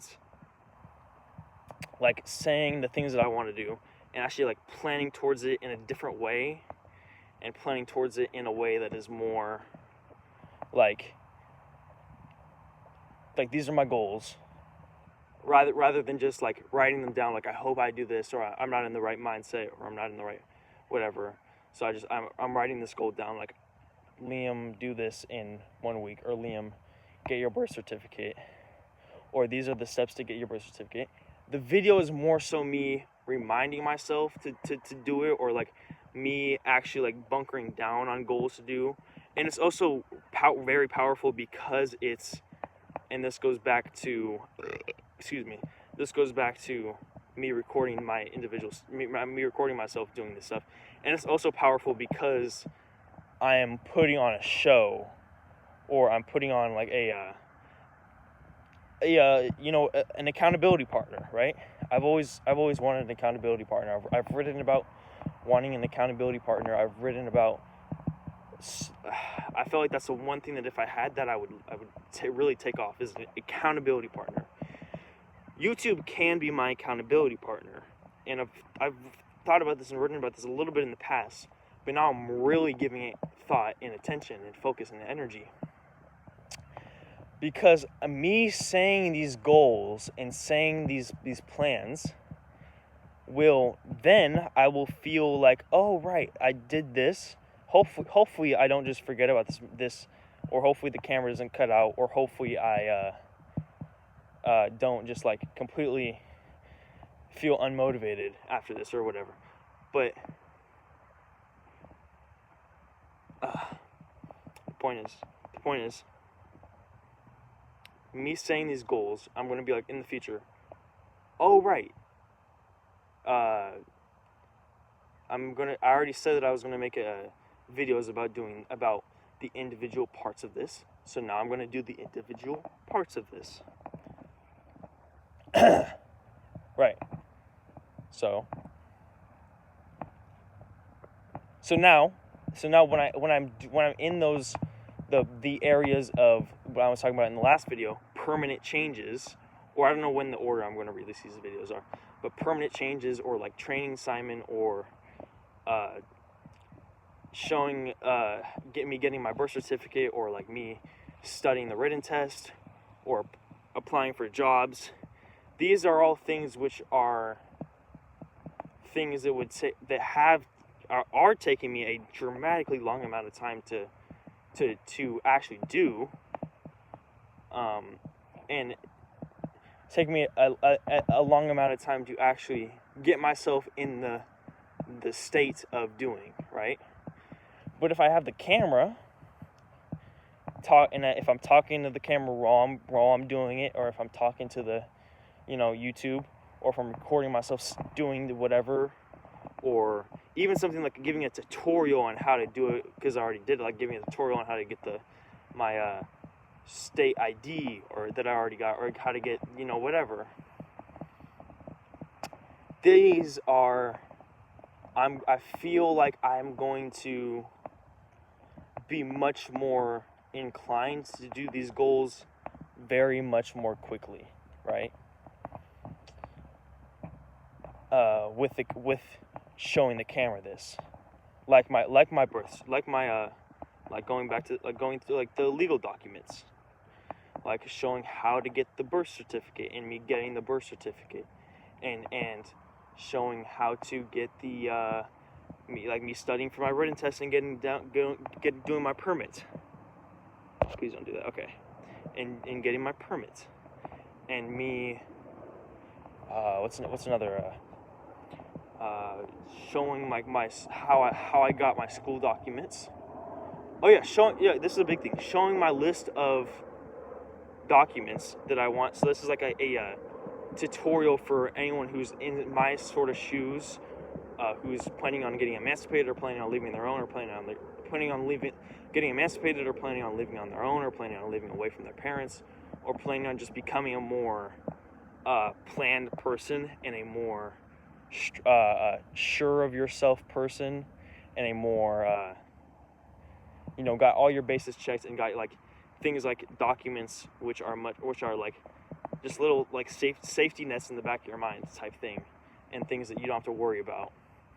So I'm gonna putting my list for because I made a big list of all the personal documents and all the legal documents that I am getting, and I already have got. It's like a list of like 50 to 55 different documents type of stuff, and some of them are redundant. Some of them don't make much sense because I got a little bit of it, or like kind of, I don't know. I got some of it from ChatGPT, but I researched most of every single thing. Like I researched it online as well, not just like, oh, ChatGPT told me to do this. So I can give, like I was talking about in a lot of videos earlier, I can become a template, right? I can show my way of doing it so that people can follow in my footsteps a little bit, and that so these people who follow in my footsteps and have this a little bit more handed to them, or a little bit more, they're more certain about them doing it themselves because they have a template of me doing it, and I'm not certain about it. So I'm kind of leading the way for them, and then but I have templates from other places, of course, like YouTube and everything like that, and other stuff like that. But they from my template, someone who might have my template or get parts of my template and use parts of my template, or get ideas from my videos or something like that, will create their own template to help more people, and it's just like a never-ending thing of just straight up wisdom and straight up just compounding and smarter person, more wisdom for the person, and greater and greater and greater and greater. That's the type of videos I want to make, and that circles back to I know I've interrupted my sentences so many times in this video, but the sentence that I still want to keep going, that I always want to keep going back to, that I interrupted, was when I was when I was 20 minutes into the video, and I said, that's what I want my channel to be about, or I said something like that. Like, that's what my channel was supposed to be about. It was supposed to be about the person, and I've said this in a video like years ago, or I said it in like a post, or I said it in I journaled it. But I remember I said it off the cuff in the video, but my channel was supposed to be about, and it is, but it's supposed to be about me recording myself from a younger age. It's recording my come up, and all of my flaws that come up with my come up, and that's why I want it to be so genuine. That's why I want it to be so, that's why I want it to be so, straightforward-ish, and so genuine, and so, kind of uncut in a way. And I also wanted to make all different types of videos. But the main thing that I really wanted it to be about, or, one of the biggest ideas I had, was just the simple thing of this person showing all of his insecurities and all of his deepest secrets and things like that. And obviously, and I really hope I am in a place where I could reveal my actual like deepest secrets. I hope I am in a place eventually where I can do that. And I can right now if I wanted to, but like I'm not at that point yet. Because some of it, at least one part of, or no, at least one part of it is something I really do feel extremely shameful about, and it regards something I did to another person, like unknowingly, I guess, or like a painful experience I did to someone unknowing, like without knowing I was putting them in a painful experience. That's one thing, and then another thing is just like other kinks I have, or like fantasies I have, or like traumas I have. Another one is kind of stuff relating to that in separate things, separate stuff, separate incidents and stuff like that, and then like some other stuff I'm not thinking about, because I just can't think about it. But I basically just gave you a rough concept of, some of my deepest, darkest shames that, I shouldn't feel shame over. I should learn from, and I'm trying to learn from. But and the part where I hurt someone like that unknowingly is also really hard, because then I have insecurities about, like, did you know you were hurting them and you're just saying unknowingly because you just don't want to admit it? Because there was like I don't know. But anyways, but I'm going to eventually say those things on the camera eventually. Like it will happen. I'm going to say all of these types of things, everything, eventually. I'm just getting myself prepared for that. And this video is long, so that's kind of trippy, boy. This video is pretty long. That's what I wanted this video to be. That's what this channel was supposed to be about, and is about a little bit, is me giving my genuine come up in my life, me showing all the things in my life, all the attempts of becoming, the attempts of fixing my life, and all of the troubles, and all the things I'm shameful about, and all the things that I'm doing good in, and all of the things I love, and some things I hate, and some things I dislike. And it was supposed to be about just me trying to find ways of me improving my life, and then me recording my experience doing that. So therefore, I'm not sure exactly, maybe the reason is because I want people to like me and think I'm more genuine. That's definitely a reason. But the other reason, which is, I know this is true in some part, is because I want people to learn from my experience, and learn from, okay, this guy is made a video about how he actually really tried something and how that didn't work for him. So maybe I should try that, but to tweak it a little differently for me. Or maybe since he's in a different environment, or he's in a different state, maybe that could work exactly like how he did it, could work exactly like me, but it didn't work like for him. Something like that. That's how I want it to go. That's what I wanted this channel to be about. And I really forgot that. That's why I kind of like screamed it earlier in the video. Because I remembered it. Like, that's what I wanted this channel to be about. Was that. So yeah.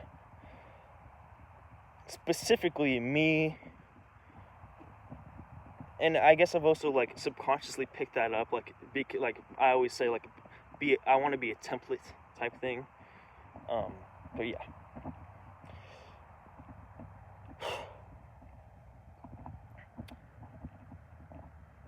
Uploading consistently. I'm back on the goals. I kind of like said my piece. But yeah, okay, how about this? Just to wrap a bow on that. Making those types of videos where I do things like I show a tutorial on how to get a legal document or show a tutorial on how to do this, or show myself cleaning the blazer, or show myself training Simon, or show myself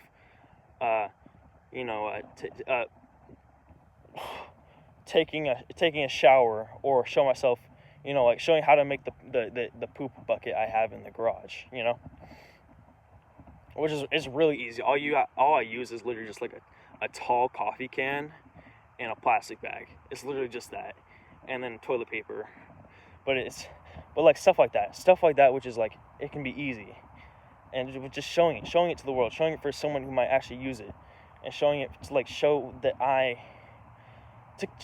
it's mainly for me to, or it's at least a big part for me to just keep going on this path in the first place, to keep going on this, to have some purpose in my mind, to have the accountability partner, but also have the accountability partner of YouTube and my YouTube viewers, but also have the purpose that this might help somebody, or this might help me in the future, recording this and uploading this and doing this stuff. Yeah, okay, it's coming to 2 hours. I'm trying to really, I don't know if I want to speed this up anyways, but this is a crazy video.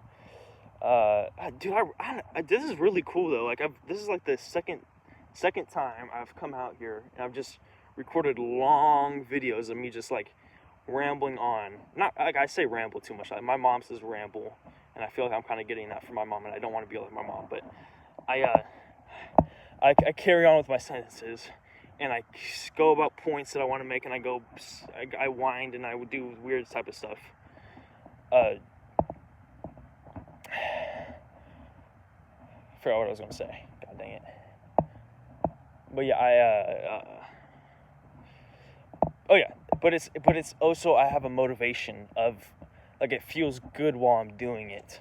So that's why I keep going, and that's why I keep walking, and I keep thinking about things to say, and not thinking of just like things to say to fill empty spaces, and not thinking of things to say that'll like get me liked or something. Thinking of things to say that are like, I think are genuine, like are actual goals that I've like actually written out, and then things like, and like it kind of spirals off sometimes when I think about like, why do I like that goal, or like, why do I want to do that goal, or how will that carry on to another goal. That's where a lot of this kind of gets me off topic. But in reality, it's mostly just me kind of like explaining the goal without consciously knowing that I'm explaining it, and more just being like interested in it, I guess. And just having that thought pop up without even, like, having the thought of, why do I like this goal, or why do I want to do this goal? Like, I have that thought, but I don't have like the actual, why do I want to do this goal? Like, it's the reason already, like, it just pops up like, oh, that's why I want to do this goal. So, but what I'm saying is this is the second time. The first time was when I said kill myself or keep going, which I recorded like 2 or 3 days ago. And this is the second time, which I talk for a long time, say some genuine things, and while I'm talking, I feel motivated. And so I keep the camera rolling, and hopefully I say something valuable out of it. This one, the kill myself video was very valuable because it was very genuine, and it was very, like, that's something that like is true, but I just don't like to think about it or admit it. But this one is valuable also because this one is a like kind of like a template for myself, and kind of like I'm making plans for myself in this video too. Like, I'm making plans, like, I want to record these videos and do this stuff. So yeah, I like this type of format a little bit. I might do this regularly, kind of, maybe. So that's a goal, making these types of videos where I show myself doing these sort of permanent goals, or big type of goals, or goals where I wouldn't ordinarily want to do them, or wouldn't ordinarily have the motivation if it weren't for the accountability partner and the purpose of the camera and the viewers. And my future from the camera and the viewers. And I guess the assurance that it will work out and doing that has it's also like, I know that there is like a actual purpose. Like if I clean the Blazer and like, cause I want to sleep in it and everything. I don't know if but if holy crap. I'm cleaning the Blazer because I want to sleep in it and I don't want to sleep in the main house. The Blazer is the name of the car, which is in the garage, the abandoned car. And so I want to spend all my time in the Blazer and the garage because nobody really goes in there too much. It's kind of abandoned. And it's away from everybody for the most part. So yeah. If say I clean the Blazer and then Simon dies and then my sister tries to kill herself and then my mom becomes a crack addict, I have that ideas or these like subconscious things in my mind going off. So that makes it like, what the fuck? That makes me think like, oh my God, it's so fucking uncertain. I don't have much control over it at all. And any control that I might have over it, I'm too lazy to do, or I'm too like self-destructive to do. So like, what is the fuck is the point? This is not going to bring me any type of thing at all. However, having the camera there, along with the accountability partner, along with the template, having the camera there keeps me I know I have at least a tiny bit of innate purpose in doing that task or doing that goal. So that's gonna keep me motivated. That's another whammy of how it will motivate me to do the goals. Because the main thing isn't being the template very much. The main thing that's not my main motivation of any of this. My main motivation isn't being the template. My main motivation isn't it. I got some stuff in some tightness in my chest when I said that. I'm not sure, that I might be wrong. But my main motivation is actually doing these goals. So these things, the camera, the recording it to YouTube, these will help me do that goal, which will lead me onto the goal, the path that I already had in my head of doing all this, that I said in the early parts of this video, and that I said in my last videos and all that type of stuff. So it's going to put me on that goal of me already doing the goals. It's going to put me on that path of me doing the goals, and getting Simon to a new home, and getting myself to a safer place, and getting a car, and doing that type of stuff, or getting emancipated, that type of stuff. Doing that, but it's also going to get me on a path where the other layer to that is me uploading it to YouTube, helping other people, and also building my credibility. So it's like compounding and compounding and compounding and compounding and compounding and compounding. All this type of stuff. It's gonna make my goals a lot easier. So I'm excited for that. I'm excited for these ideas that I had.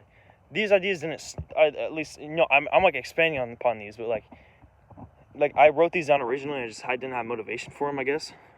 Of just like giving a tutorial on how to get your birth certificate, and like showing myself doing this thing. And I did record myself applying to jobs, but now I actually have the motivation because I have the conscious reason of how this will help me and why this will help me, of the different layers to this. So I think I've been walking in the same exact patches of grass. Like I've been crossing it at the same exact time. I could be wrong. But anyways, holy shit, I just realized that I'm walking. I just realized that I have feet. I just actually felt the pressure of my feet on the ground for the first time in a long time.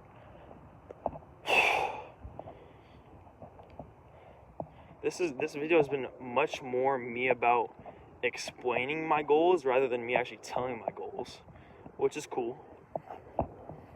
that's cool too. We're coming up on it, or basically at an hour, 1 hour 59 minutes, and we're at 2 hours. Holy crap! I really want to get this done pretty soon. We had 20.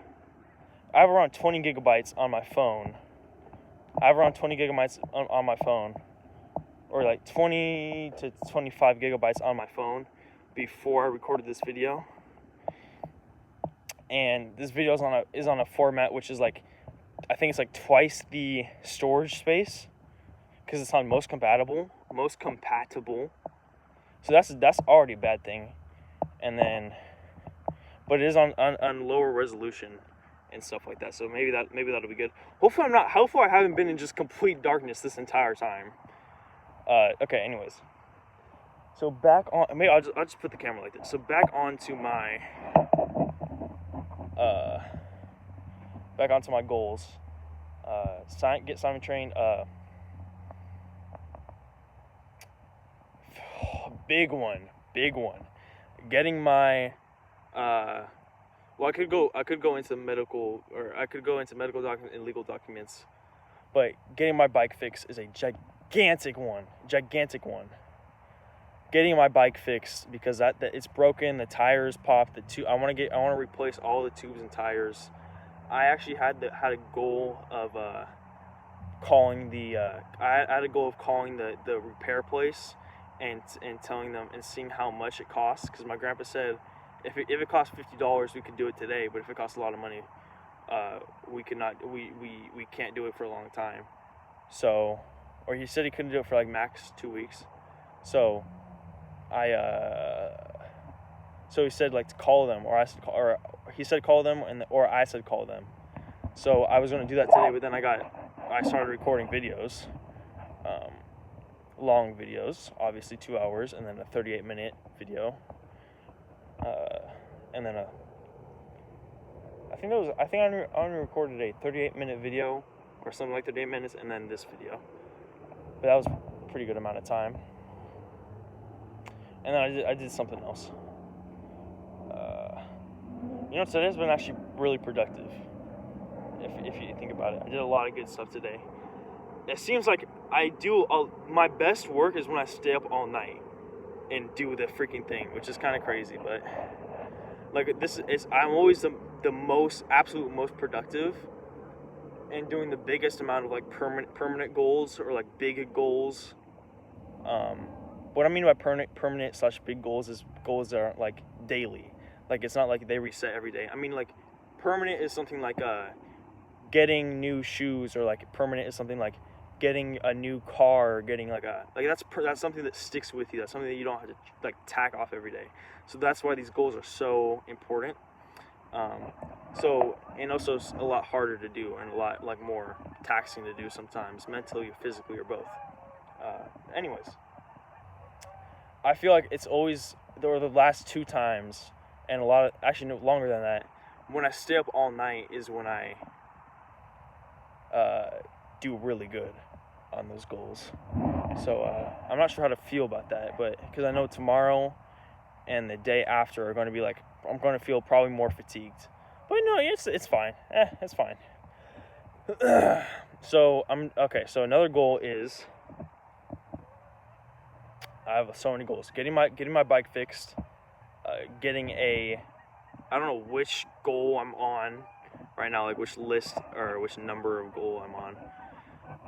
Filling up more water jugs to put in the garage, because right now I have to another goal is getting a bike helmet, because I really need a bike helmet. I haven't used a bike helmet in like years, because it's just too small on me, and I really want to be safe, especially because I'm going to be traveling around in a bike a lot. So getting a bike helmet, and then hosing out and cleaning more water jugs of like the 3-gallon or the 6-gallon water jugs that we have, and then putting water in them, and then storing that in the garage for my drinking water and stuff like that, because I don't have access to clean water in the garage. I only have access to, if I go outside to the backyard and use the hose water, which is horribly dirty, horribly fluoride full of pesticides and fucking mind control shit, and it just tastes horrible. And I think it even looked brown too. It was like horrible. Like, our house must be weird. But yeah, so I've been just and so the only way that I can get clean water is by using the fridge water. So I've just been like, and it's like a tiny squirt thing, like a tiny like little hole of water that comes out very slowly, or like steadily but slowly. So I have to just take so long filling these big ass water jugs. So I'm going to, I think there's 3 more jugs of different sizes that I'm going to hose out and then fill with like clean water, so that and I already have like 3 other jugs that I'm going to put in the garage, and this will just prolong the amount of time before I have to go back in and refill the water jugs. So it's going to prolong the amount of time before I have to go into the main house. And where I have to go into the main house at all, I'm just going to stay in the garage. I'm not even going to go in my room. Yeah, so filling the water jugs, lots more goals. Getting inside covers for the Blazer is a big goal, because I draped blankets over the windows of the Blazer, so that obviously I can't see anyone if someone comes into the garage, and no one can see inside the Blazer because there's blankets draped over the outside. But if someone was like, I wonder why those blankets are there, they could just lift it up and see that I'm sleeping in there. So I'm going to install covers for the windows. Probably just going to use like cardboard and like glue or something, and just put it on the windows. And that'll be pretty good. That'll be more than cool. Another thing is, taking out parts taking out the plastic bits of the Blazer, because it's in a completely abandoned car basically. So like I might take out some like seats, like the front mains. What is it called? The front main seat, driver's seat, because that one is like the big steering wheel. I would rather just sit in the back seats, the very back, or the passenger seat. Passenger seat has its pros because it's the tallest, like you can sit up the tallest, but it's also less leg room and less room altogether. The back seats have the most room, but you can't sit up high. Back is where you sleep, so you have the most room, like diagonally or whatever, or like a starfish wise. But you can't even sit up straight if your life was on the line basically.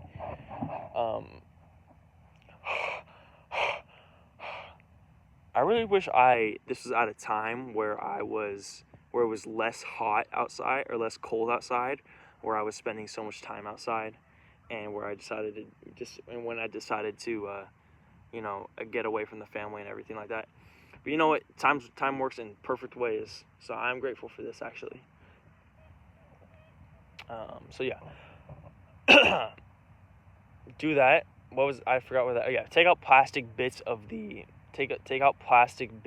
Blazer, so that I could take out the radio, take out the air conditioning vents, take out the airbag. This is all just so I have more storage space to put individual stuff in, or you know what I'm saying.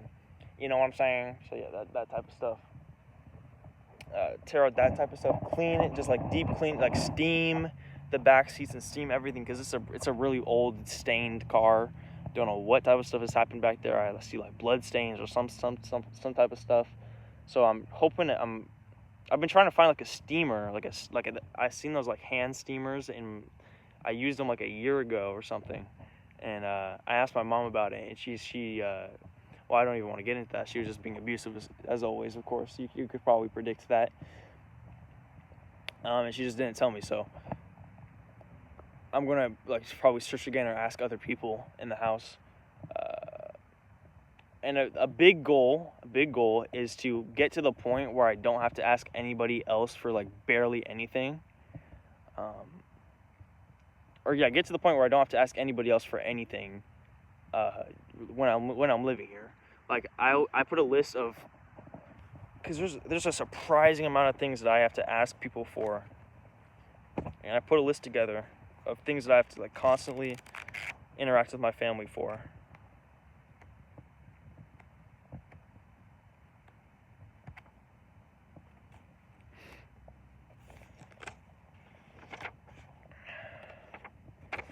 Things I need / want from a family: to lend, give me socks, to buy me clothes, buy me food, to take Simon take Simon to the vet, get him healthy, get shots, to buy / pay for bike getting fixed.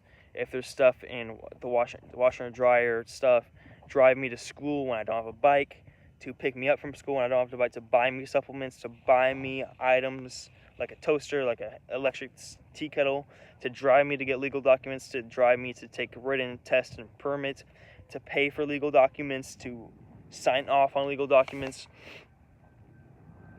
to practice driving with me for the 50 hours or whatever.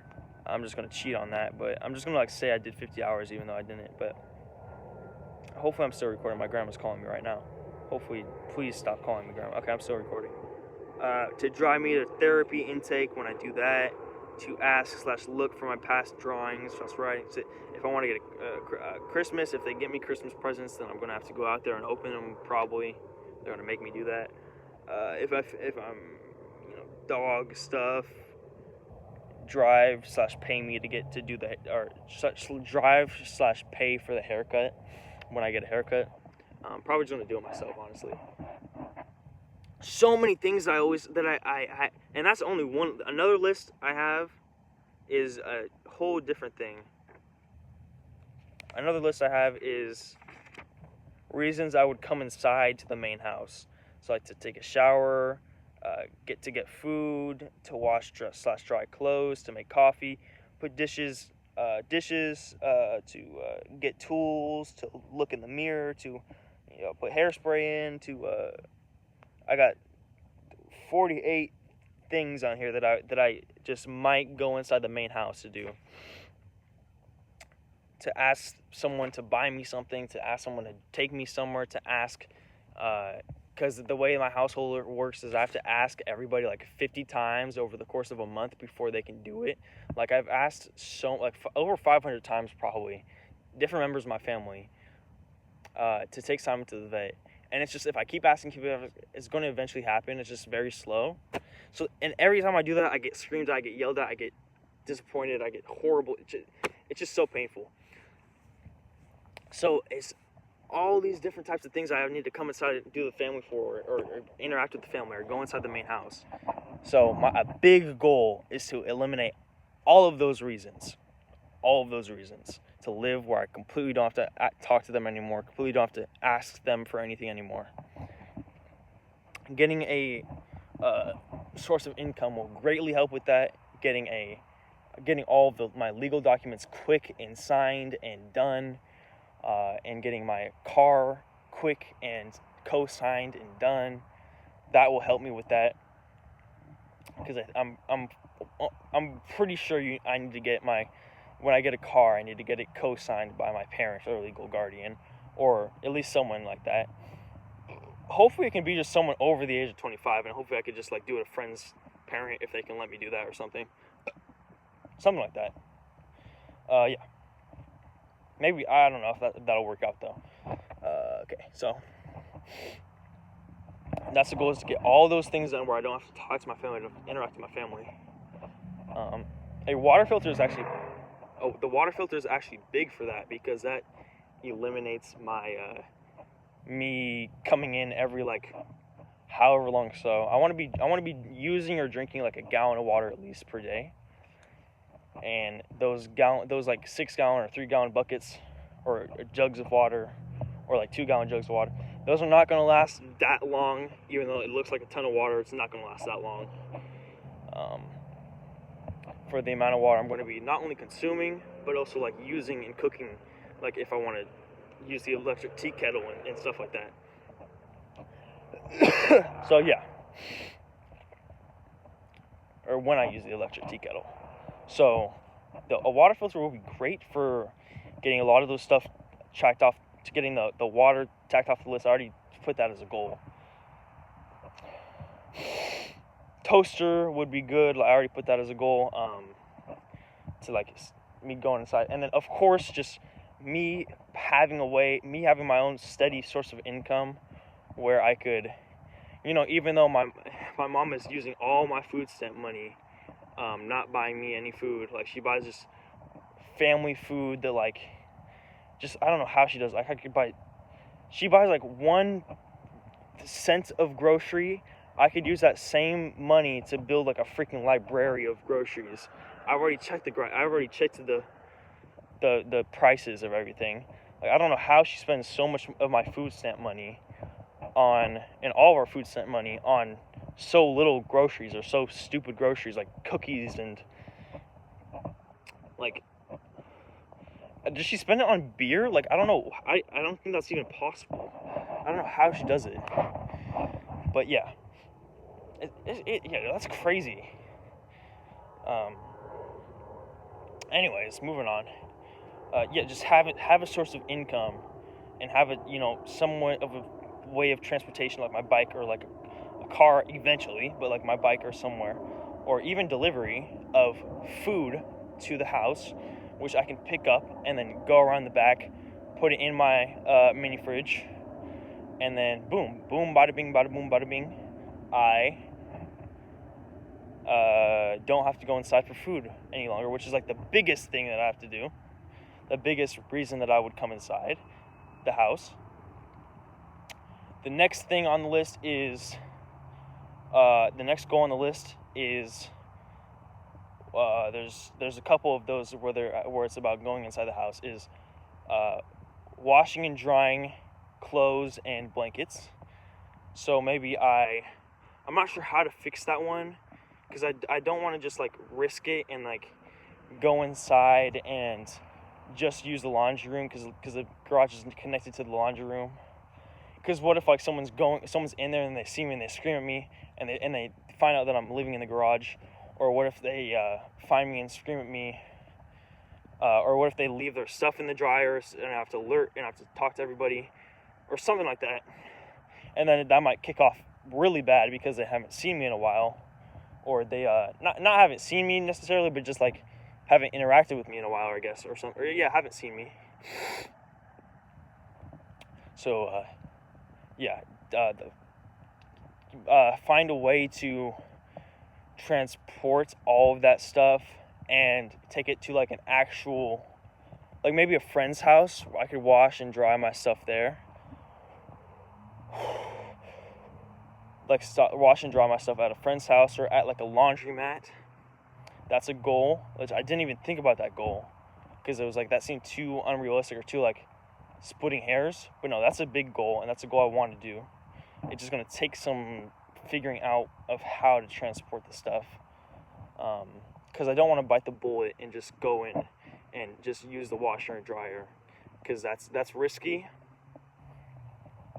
And that's going to be like the only reason, if I do all the other tasks and complete all the other goals, that'll be like the only reason I come in the house, right?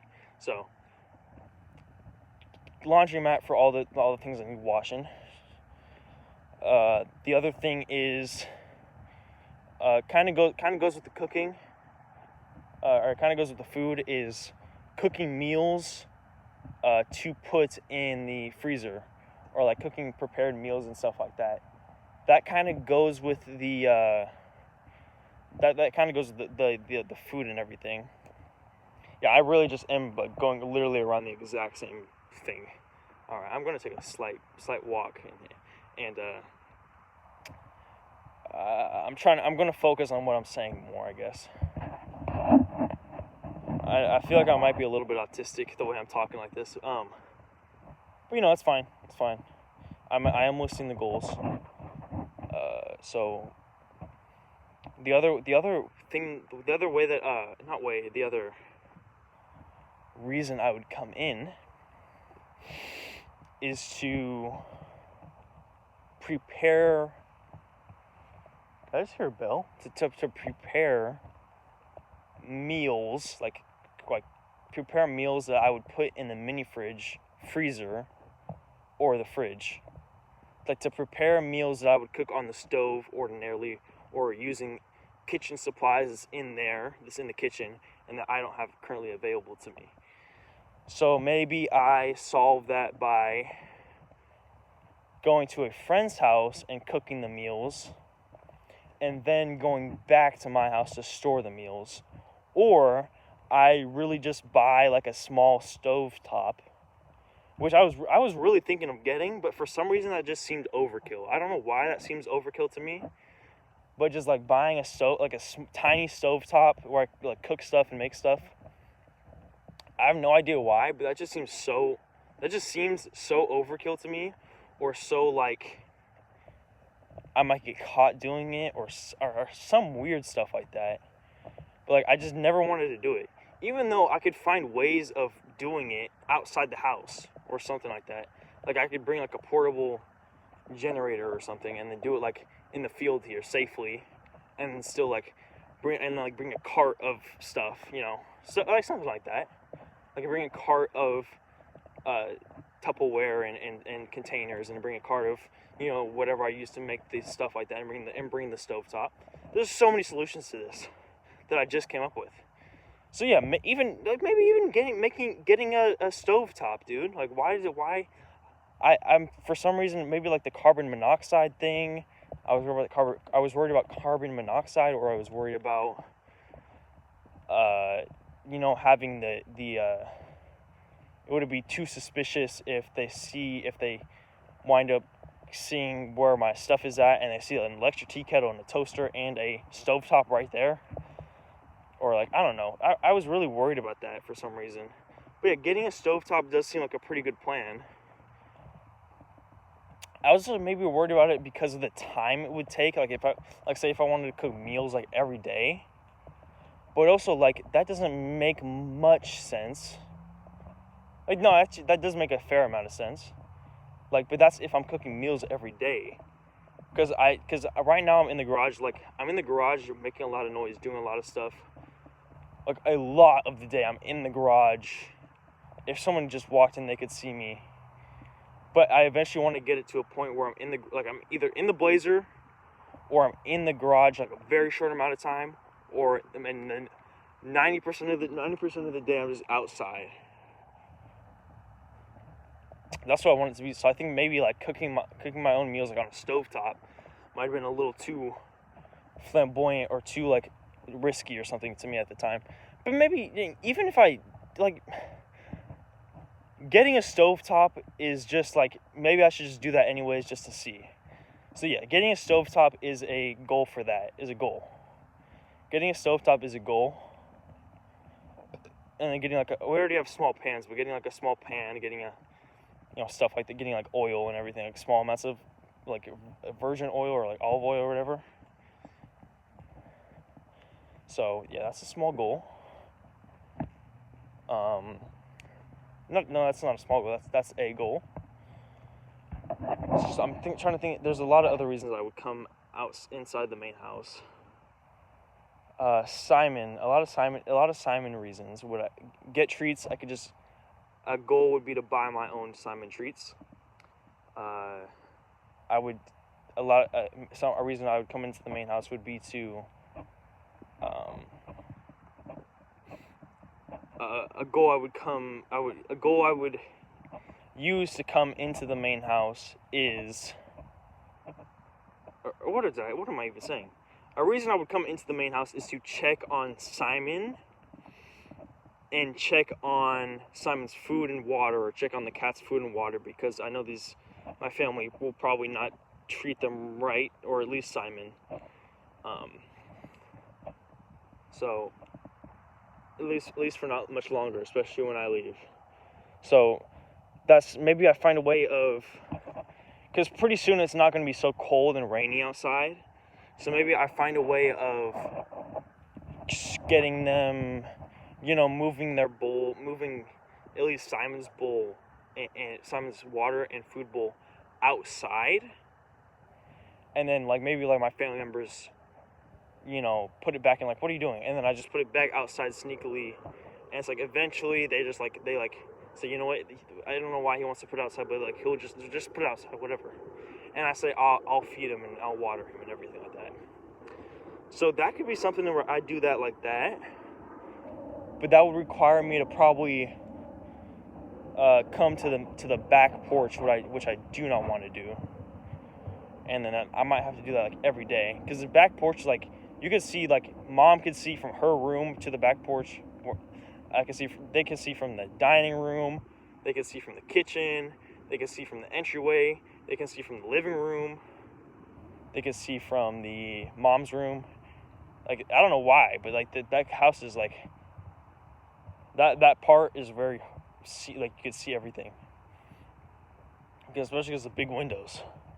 So yeah.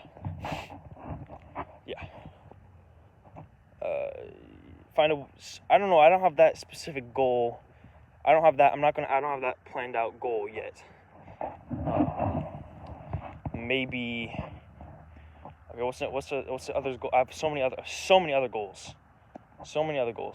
Get my medical documents, get my dental documents going back like at least 5 years from every dentist office, signed with official letterhead paper, official letterhead stamp / signature, something like that. Go to the doctor. Oh my god, it's a big one. I should get a doctor's appointment. It is so hard to get my mom to take me to the doctor or to book a doctor's appointment.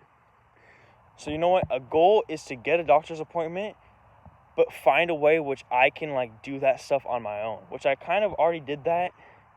And I dropped the ball because I didn't go with like 3 other appointments, because anyways. But find a way, and maybe I could pay, and maybe another goal is to pay for my own health insurance, because there's a way you can do that I actually researched, kind of, is to pay for my own health insurance as a teenager, as a child. So pay for my own health insurance. That is pretty much a goal, but I'm not completely sure about that one, because I still need to research and get more stuff in order for that one. Get dentist records, official stamp / signature from the dentist or office staff themselves, going back at least 5 years. 5 years would probably be like, I say 5 years, but like I'm probably be satisfied with 3 years, or even if I miss like a couple of dentist office, because we went to so many different dentist office. So doing that, getting my last comprehensive eye exam, paperwork, official letterhead stamp / signature. I'm probably also going to do a vision eye exam when I do the written permit test, so maybe I don't have to do that exactly. And then get a physical evaluation, or the doctor's evaluation from my primary doctor, which I don't think I've gotten like a physical, like where she like they touch me down there. I haven't gotten one of those in like a long time, like 3 or 4 years, which like I'm happy about, but at the same time, like I think I might need to do that. Like, even if I don't need to do that, like it's probably still good to do that for like, well, I want to make sure I don't have testicular cancer or anything, because a lot of people will be having that. But I do want to make sure I hope I don't get hard in the middle of that, especially if it's like an old guy, and like I get hard, like not because it's an old guy, but if I get like a nervous boner, or if I get like the boner where like, if I like try to silence everything and I just focus on the feeling, and if I just focus on the feeling, then I forget that it's an old guy, and it's literally just the feeling. I just get hard. I don't know. That's where my mind goes. But yeah, get a physical evaluation from my primary physician. Get my psychiatrist that I talked to on the phone. Get some paperwork from her if I can do it. Get her evaluation. Get her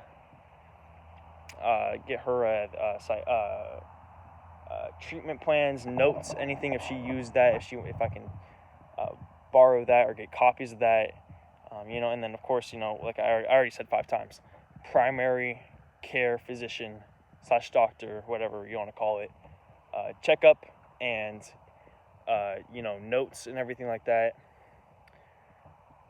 Then of course my medical history, any medical consent forms or anything like that, any and I have all this stuff down on the list. I'm missing a lot of it, but medical consent forms, I'm missing a few of it. Get my CAIR, the CARE digital immunization card, or whatever you want to call it. And then I'm hoping to get my actual immunization card, like from my doctor, because my school gave me my immunization card and all my vaccine records, I think, or most of them. But the only problem was, it said on the bottom, this transcript is not official. So like, I'm not sure what to. Like, it literally said at the bottom of these papers, this transcript or this thing is not official. So I'm not sure what to even. I definitely want to get it official if I can, right? So, and I think I'll like, if anybody would have it, I think my freaking doctor would have access to that. So I'm going to ask for that. I'm going to ask for, if there's any way I could, go to the doctors, plan the doctors, call the doctors, basically be my own patient without my mother filing appointments and taking me. If I can actually file appointments myself and do all of that myself, definitely, that's a goal, Liam. That is a goal, Liam. That's a new goal that you have, that you just thought of. Definitely do that. And then also the CARE, that's a goal. That's all the medical records. You should have all of your personal legal documents, like you have your social security card, you have your state ID, you should be getting your certified copy or authorized copy of your birth certificate coming in the mail soon, if your sister did that. You have your school ID, you have your past school transcripts, or most of them anyways. You do not have the withdrawal form from your past school that they dropped you out of, or you dropped out of. You don't have that, or maybe you do and you just don't realize it. Your work permit, you do have that, but you still need to get it signed by the job and then take it back to PACT or whatever she said the building was, or whatever. So do that, and then you also need to get the work permit from the school first before you go into the job. So yeah, do that. Video's at 2 hours and 30 minutes. I'm losing track of stuff. I'm losing a lot of fluidity, or track of I more so wanted to say exact goals, but these are more so goals that I already knew I was going to do, and I've been trying to do. So that stuff, all your records and legal documents and stuff. What is something else you've been wanting to do? You already said, getting assignment to a new home, obviously. Car, getting yourself a car. Start doing the Depop business. That's the goal. Depop business. Start doing the Depop business. You already set up the accounts. You already set up your card to the account. You've already been in the account, and you've been, you put some stuff in the cart. You've been, you're trying to make yourself not look suspicious for around a week or so, just like how that guy on YouTube told you to do it. So now just next thing you got to do is list an item or list something, and then start the business. List something or put something on sale, or whatever you do. Just try to do that. That's a goal. Actually, I wrote that down. I actually wrote that down to do that today. I might still do that today. I probably will still do it. Still do that today. Oh my God, water.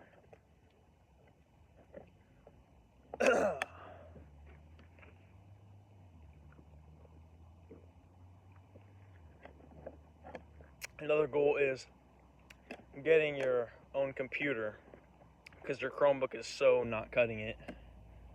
Getting your own computer, getting hard drives that probably won't break on you. Getting thumb drives that won't break. Okay, getting a new computer, getting a computer, and MacBook Pro, whatever computer, is a goal. That's a goal. I might just speed through this. Whenever I say GOAL, then I just know. Then I'll just like, okay, what did I say? Then I'll write that down or something like that.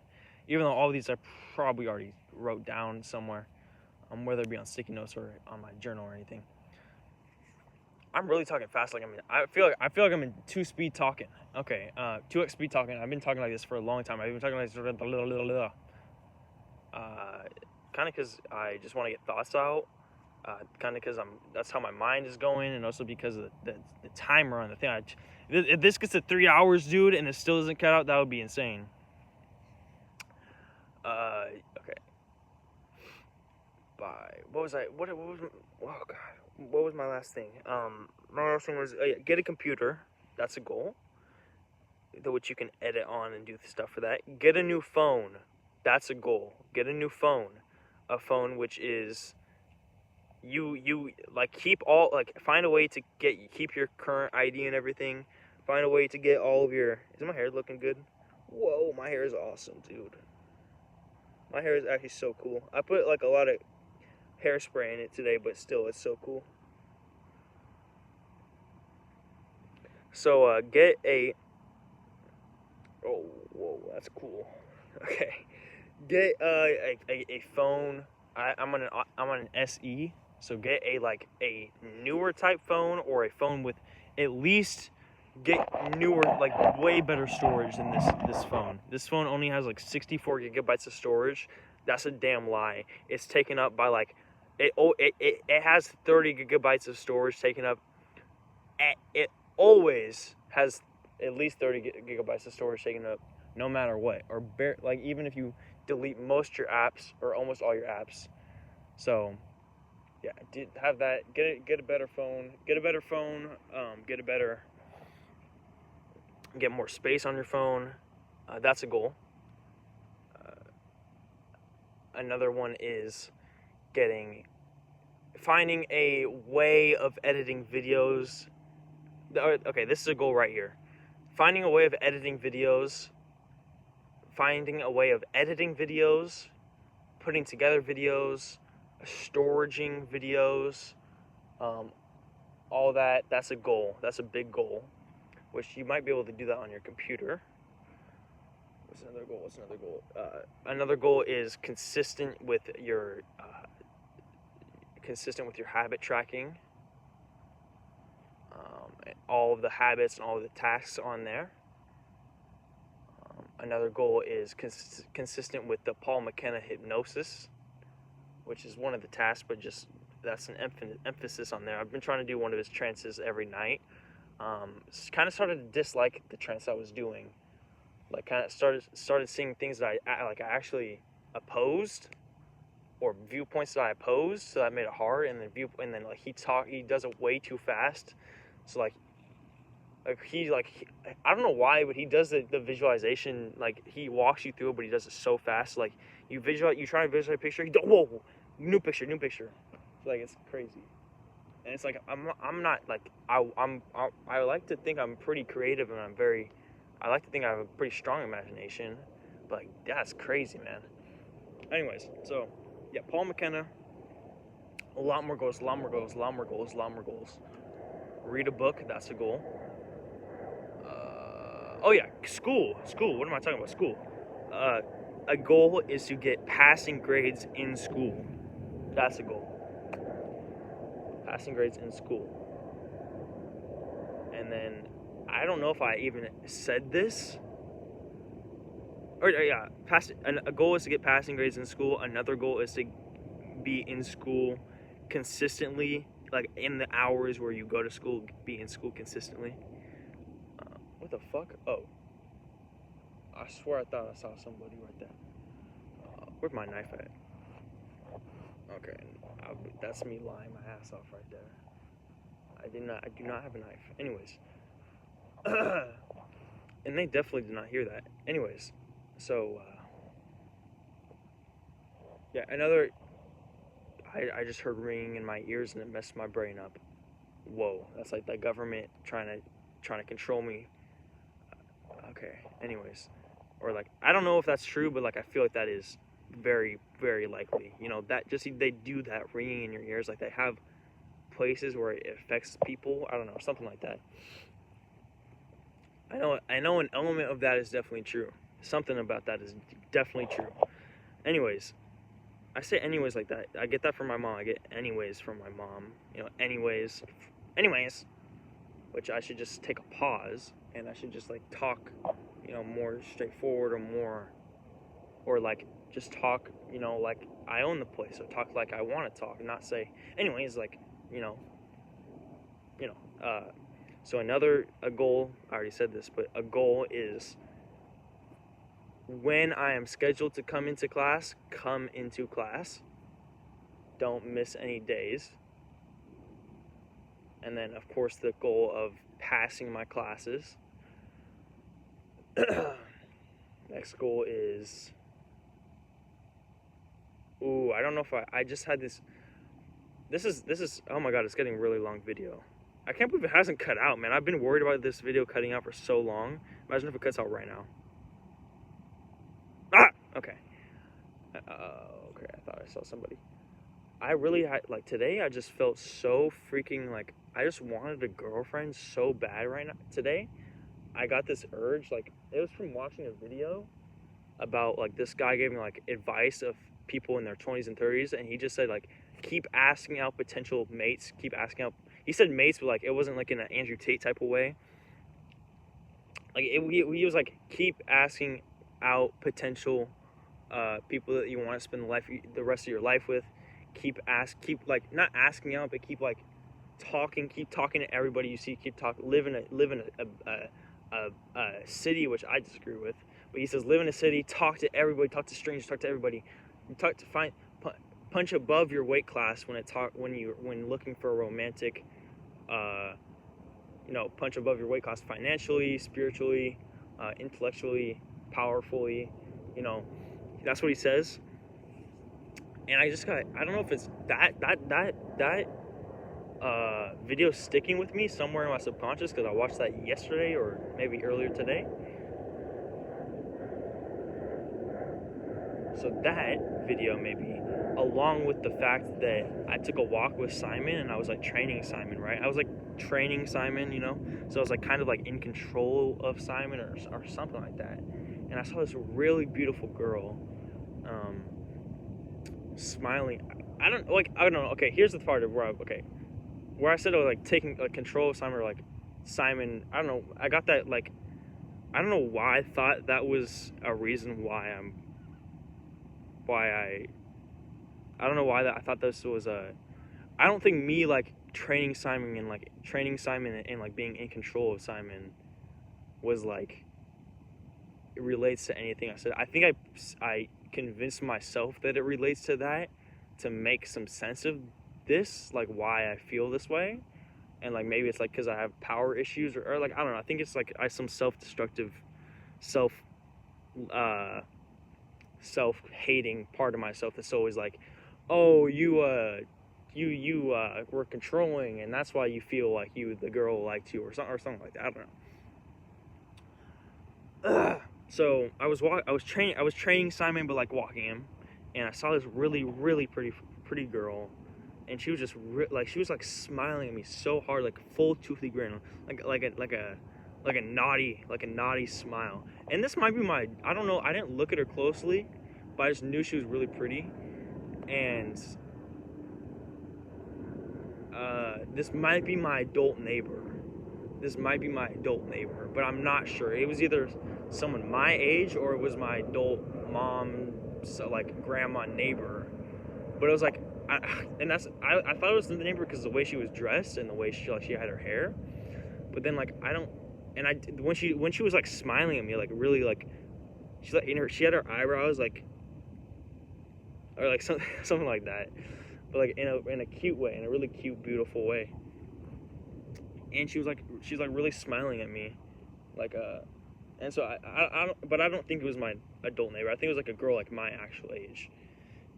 I think I was just confused because of the way especially because she was close to our houses, and also because she looks like she like had the same type of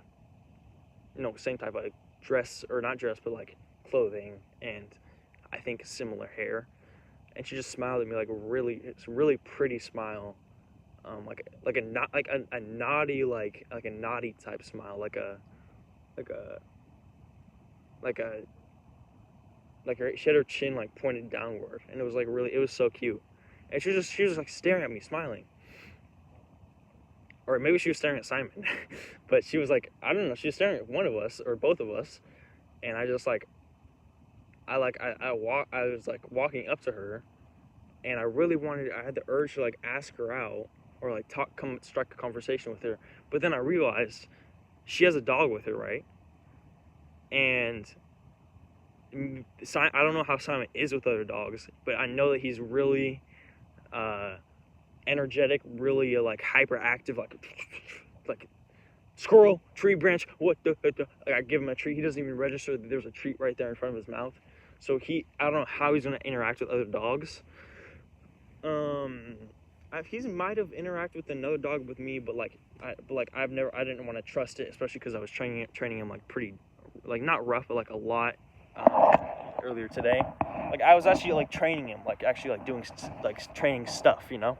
So I didn't want to take him to the girl, which had like another dog she was walking, like a border collie or something. God, she was so cute. I really want to kiss her. Well, I want to do other stuff with her, but you know, I want to kiss her too.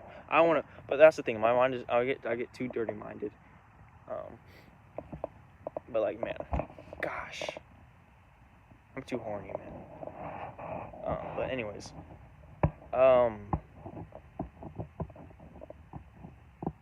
she might have been my adult neighbor. I don't know, but she was one of the two. Either a girl my age, or like a tiny bit older than me, or my adult neighbor. But she just looked really pretty. I don't know why. Like I don't know why I can't like actually picture her face. But I could picture her face, but I can't picture her face. It's because I was really nervous because of how like she was staring at me, like smiling at me.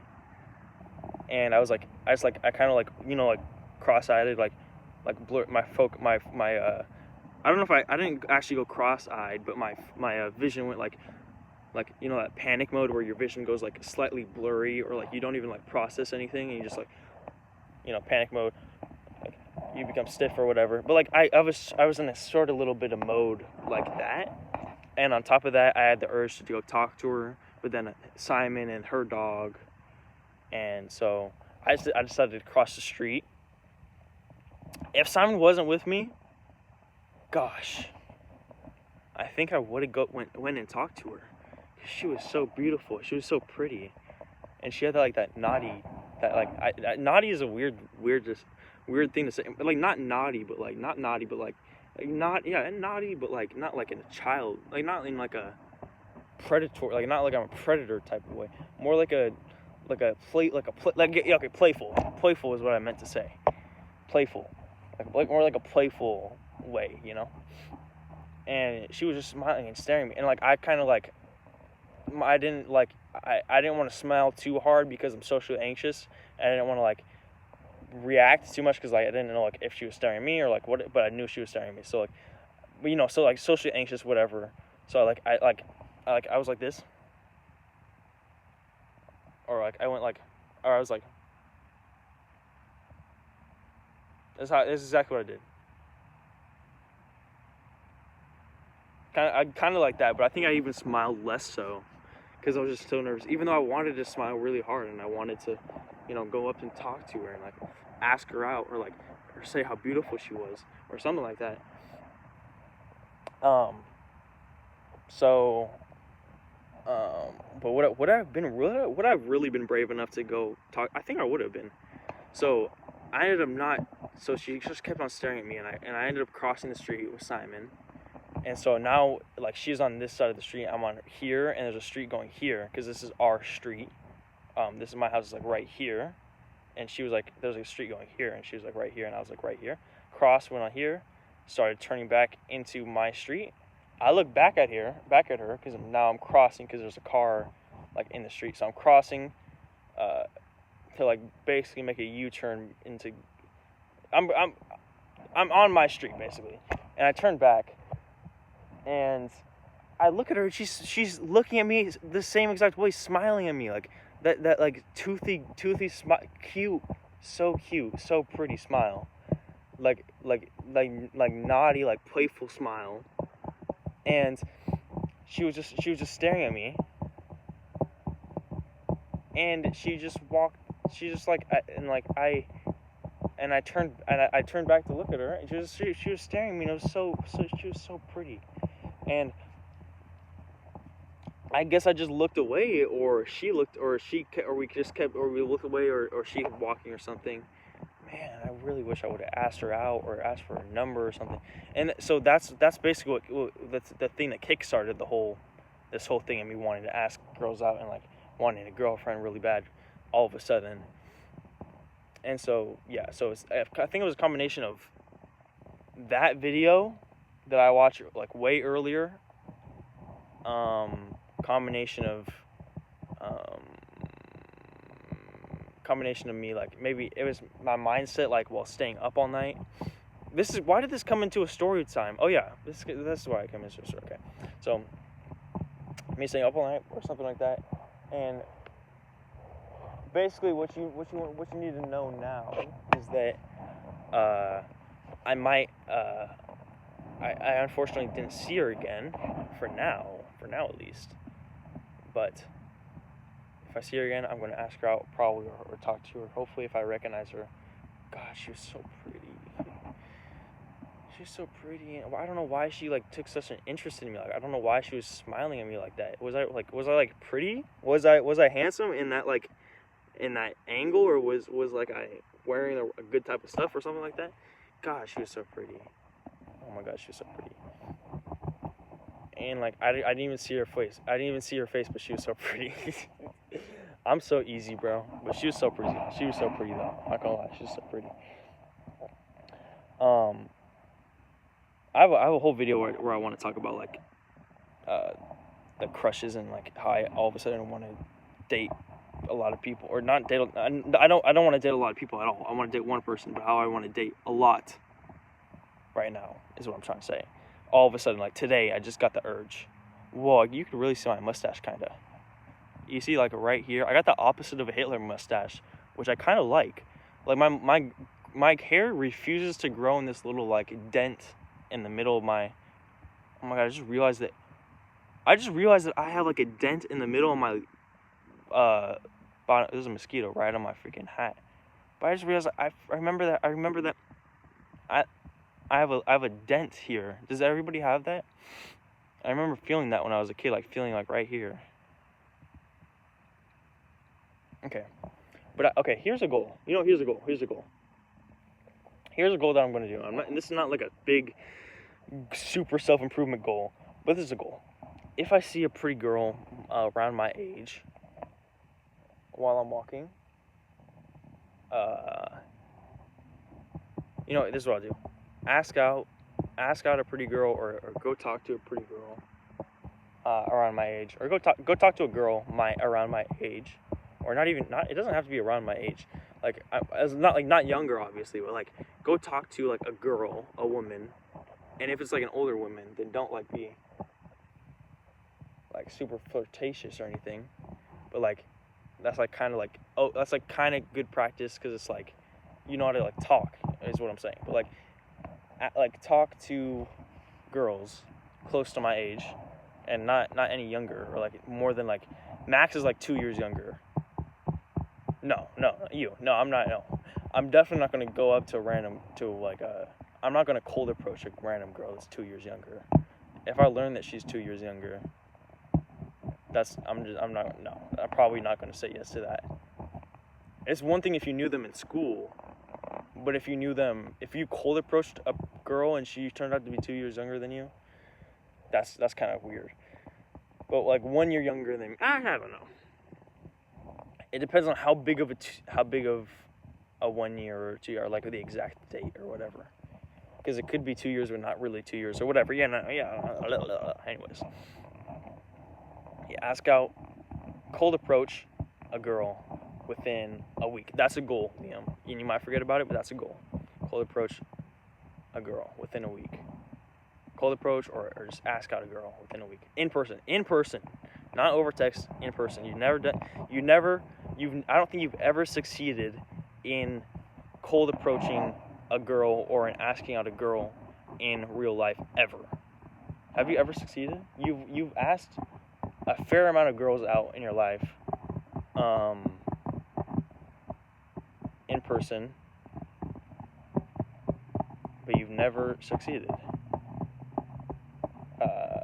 And then multiple girls have asked you out, but you've rejected them, which is okay. That's fair for you to do so, because you weren't ready and everything for that, and it was your choice and everything like that. And that's cool. So yeah, there's so many more goals I could go into. So many more goals. I hope you see now how stressed out I am so many of the time. This is me at like a high point of motivation. Not so much anymore. Like I'm kind of getting down from it, but and I'm not going to completely throw away everything I said in this video. I'm going to I'm going to get the ideas that I said in this video. Almost all of what I said in this video I already have written down. But yeah, so get assigned to a new home.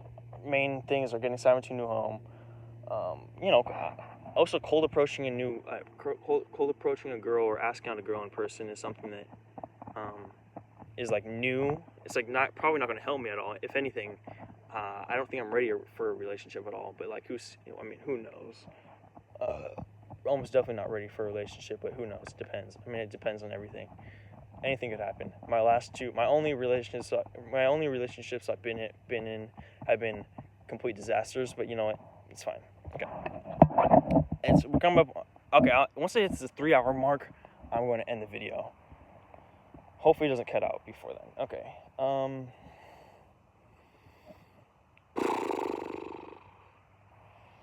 Goals. Goals.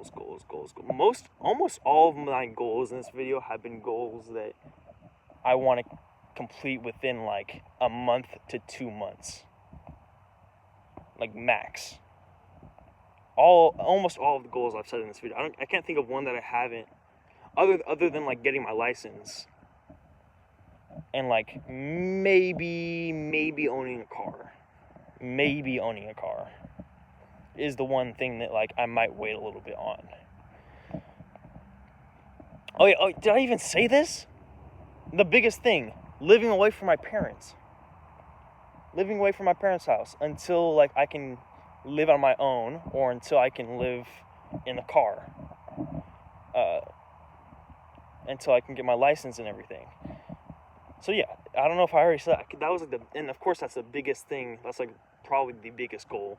Well, that is the biggest goal. That's the goal that I've been chasing for so long, and it's taking on so many different shapes and pathways, and that transformed into Simon, that transformed into birth certificate, into everything. But that is the main goal: living away from my parents and living away from my mom and everything. Living away from them. I want to get that done within 2 to 3 months. That's the goal. Honestly, but here's the thing. I know that 2 to 3 months sounds like light work, dude. It sounds so easy. When I'm in this state of mind, it sounds so easy. When I'm in my normal state of mind, it sounds like, oh yeah, that does sound easy, but also I'm in a horrible state of mind right now. Or I'm not in a horrible state of mind, but I'm in a state of mind where I don't want to do anything, even if I want to do anything. That is my state of mind. I don't want to do anything, even though I want to do everything, or I want to do one thing and I'm just stuck. That's my normal state of mind is stuck, right? So that's why. Oh god, I thought I cut out. So that's why it seems really easy right now. Really an easy goal. 2 to 3 months. Chop, easy. And even in the low states where I'm oh, that's a lot, but I can get it in slowly, and I can do it in, especially with the videos. But even in the low, even if I didn't do the visit and didn't do the new videos I said in the video, even if I didn't do the new video ideas of tracking my progress and videotaping it that I said in this video, and even if I stop doing the habit tracker, just have to stop doing the habit tracker, stop doing everything, I can still get it done in 2 to 3 months, like pretty easily. Let's be honest, like pretty easily. That is counting on the biggest uncertainty, like I said, of Simon not getting hurt or injured or killed, sister having mental breakdown, like I said, mom having mental breakdown, something, them finding I live in the garage or being mad about it and then destroying it or something, them tearing or like not working with me on my legal documents or not working with me on me living away or not doing something like that. Those are all different things that's uncertain, and those are things that are really weighed down on me. But you know what? I'm gonna keep going. I'm gonna keep working. I might put up a video every day just talking about my goals and talking about everything like that. And I might give you a 2-minute update one here, or a 3-hour or 5-hour update one here. This was a 3-hour long video. Gosh darn. Okay. Over 3 hours now. Ow. There's a pimple. I popped a pimple. Or I scratched a pimple open on the back of my head. Okay. Those are not all my goals. There's still so many more goals, and a lot of the goals that I said have even smaller individual goals, which are even more stressful because they might switch or they might not be reliable or stuff like that. That's why it's so stressful for me. That's another reason why it's so stressful for me, if you couldn't tell. So I love you guys so much. Have an amazing life, death, and afterlife. I love you, Liam. Oh my God! I just realized when you turn off this camera, you're just gonna be alone, and it's gonna be a crazy feeling. I don't know what exactly you're gonna feel like. You might feel empty, or you might feel really good, or you might feel like you fulfilled something. I don't know what you're gonna feel like. You're gonna turn the camera off, and at 2 minutes. I love you guys so much. Have an amazing life, death, and afterlife. For the peace, love, joy, strength, clarity, peace, happiness, self-kindness, kindness, health, and purity, good energy, positive energy, everything good, and all my love. Amen. I love you, Liam. Do these goals. Anybody who's watching this, say any word in the comments if you can. I love you guys so much. If you want to. I love you guys so much. Love myself so much. Love God. I love everything. Simon, please live. Me live. Every family, please live. I love you. Everything. Bye-bye.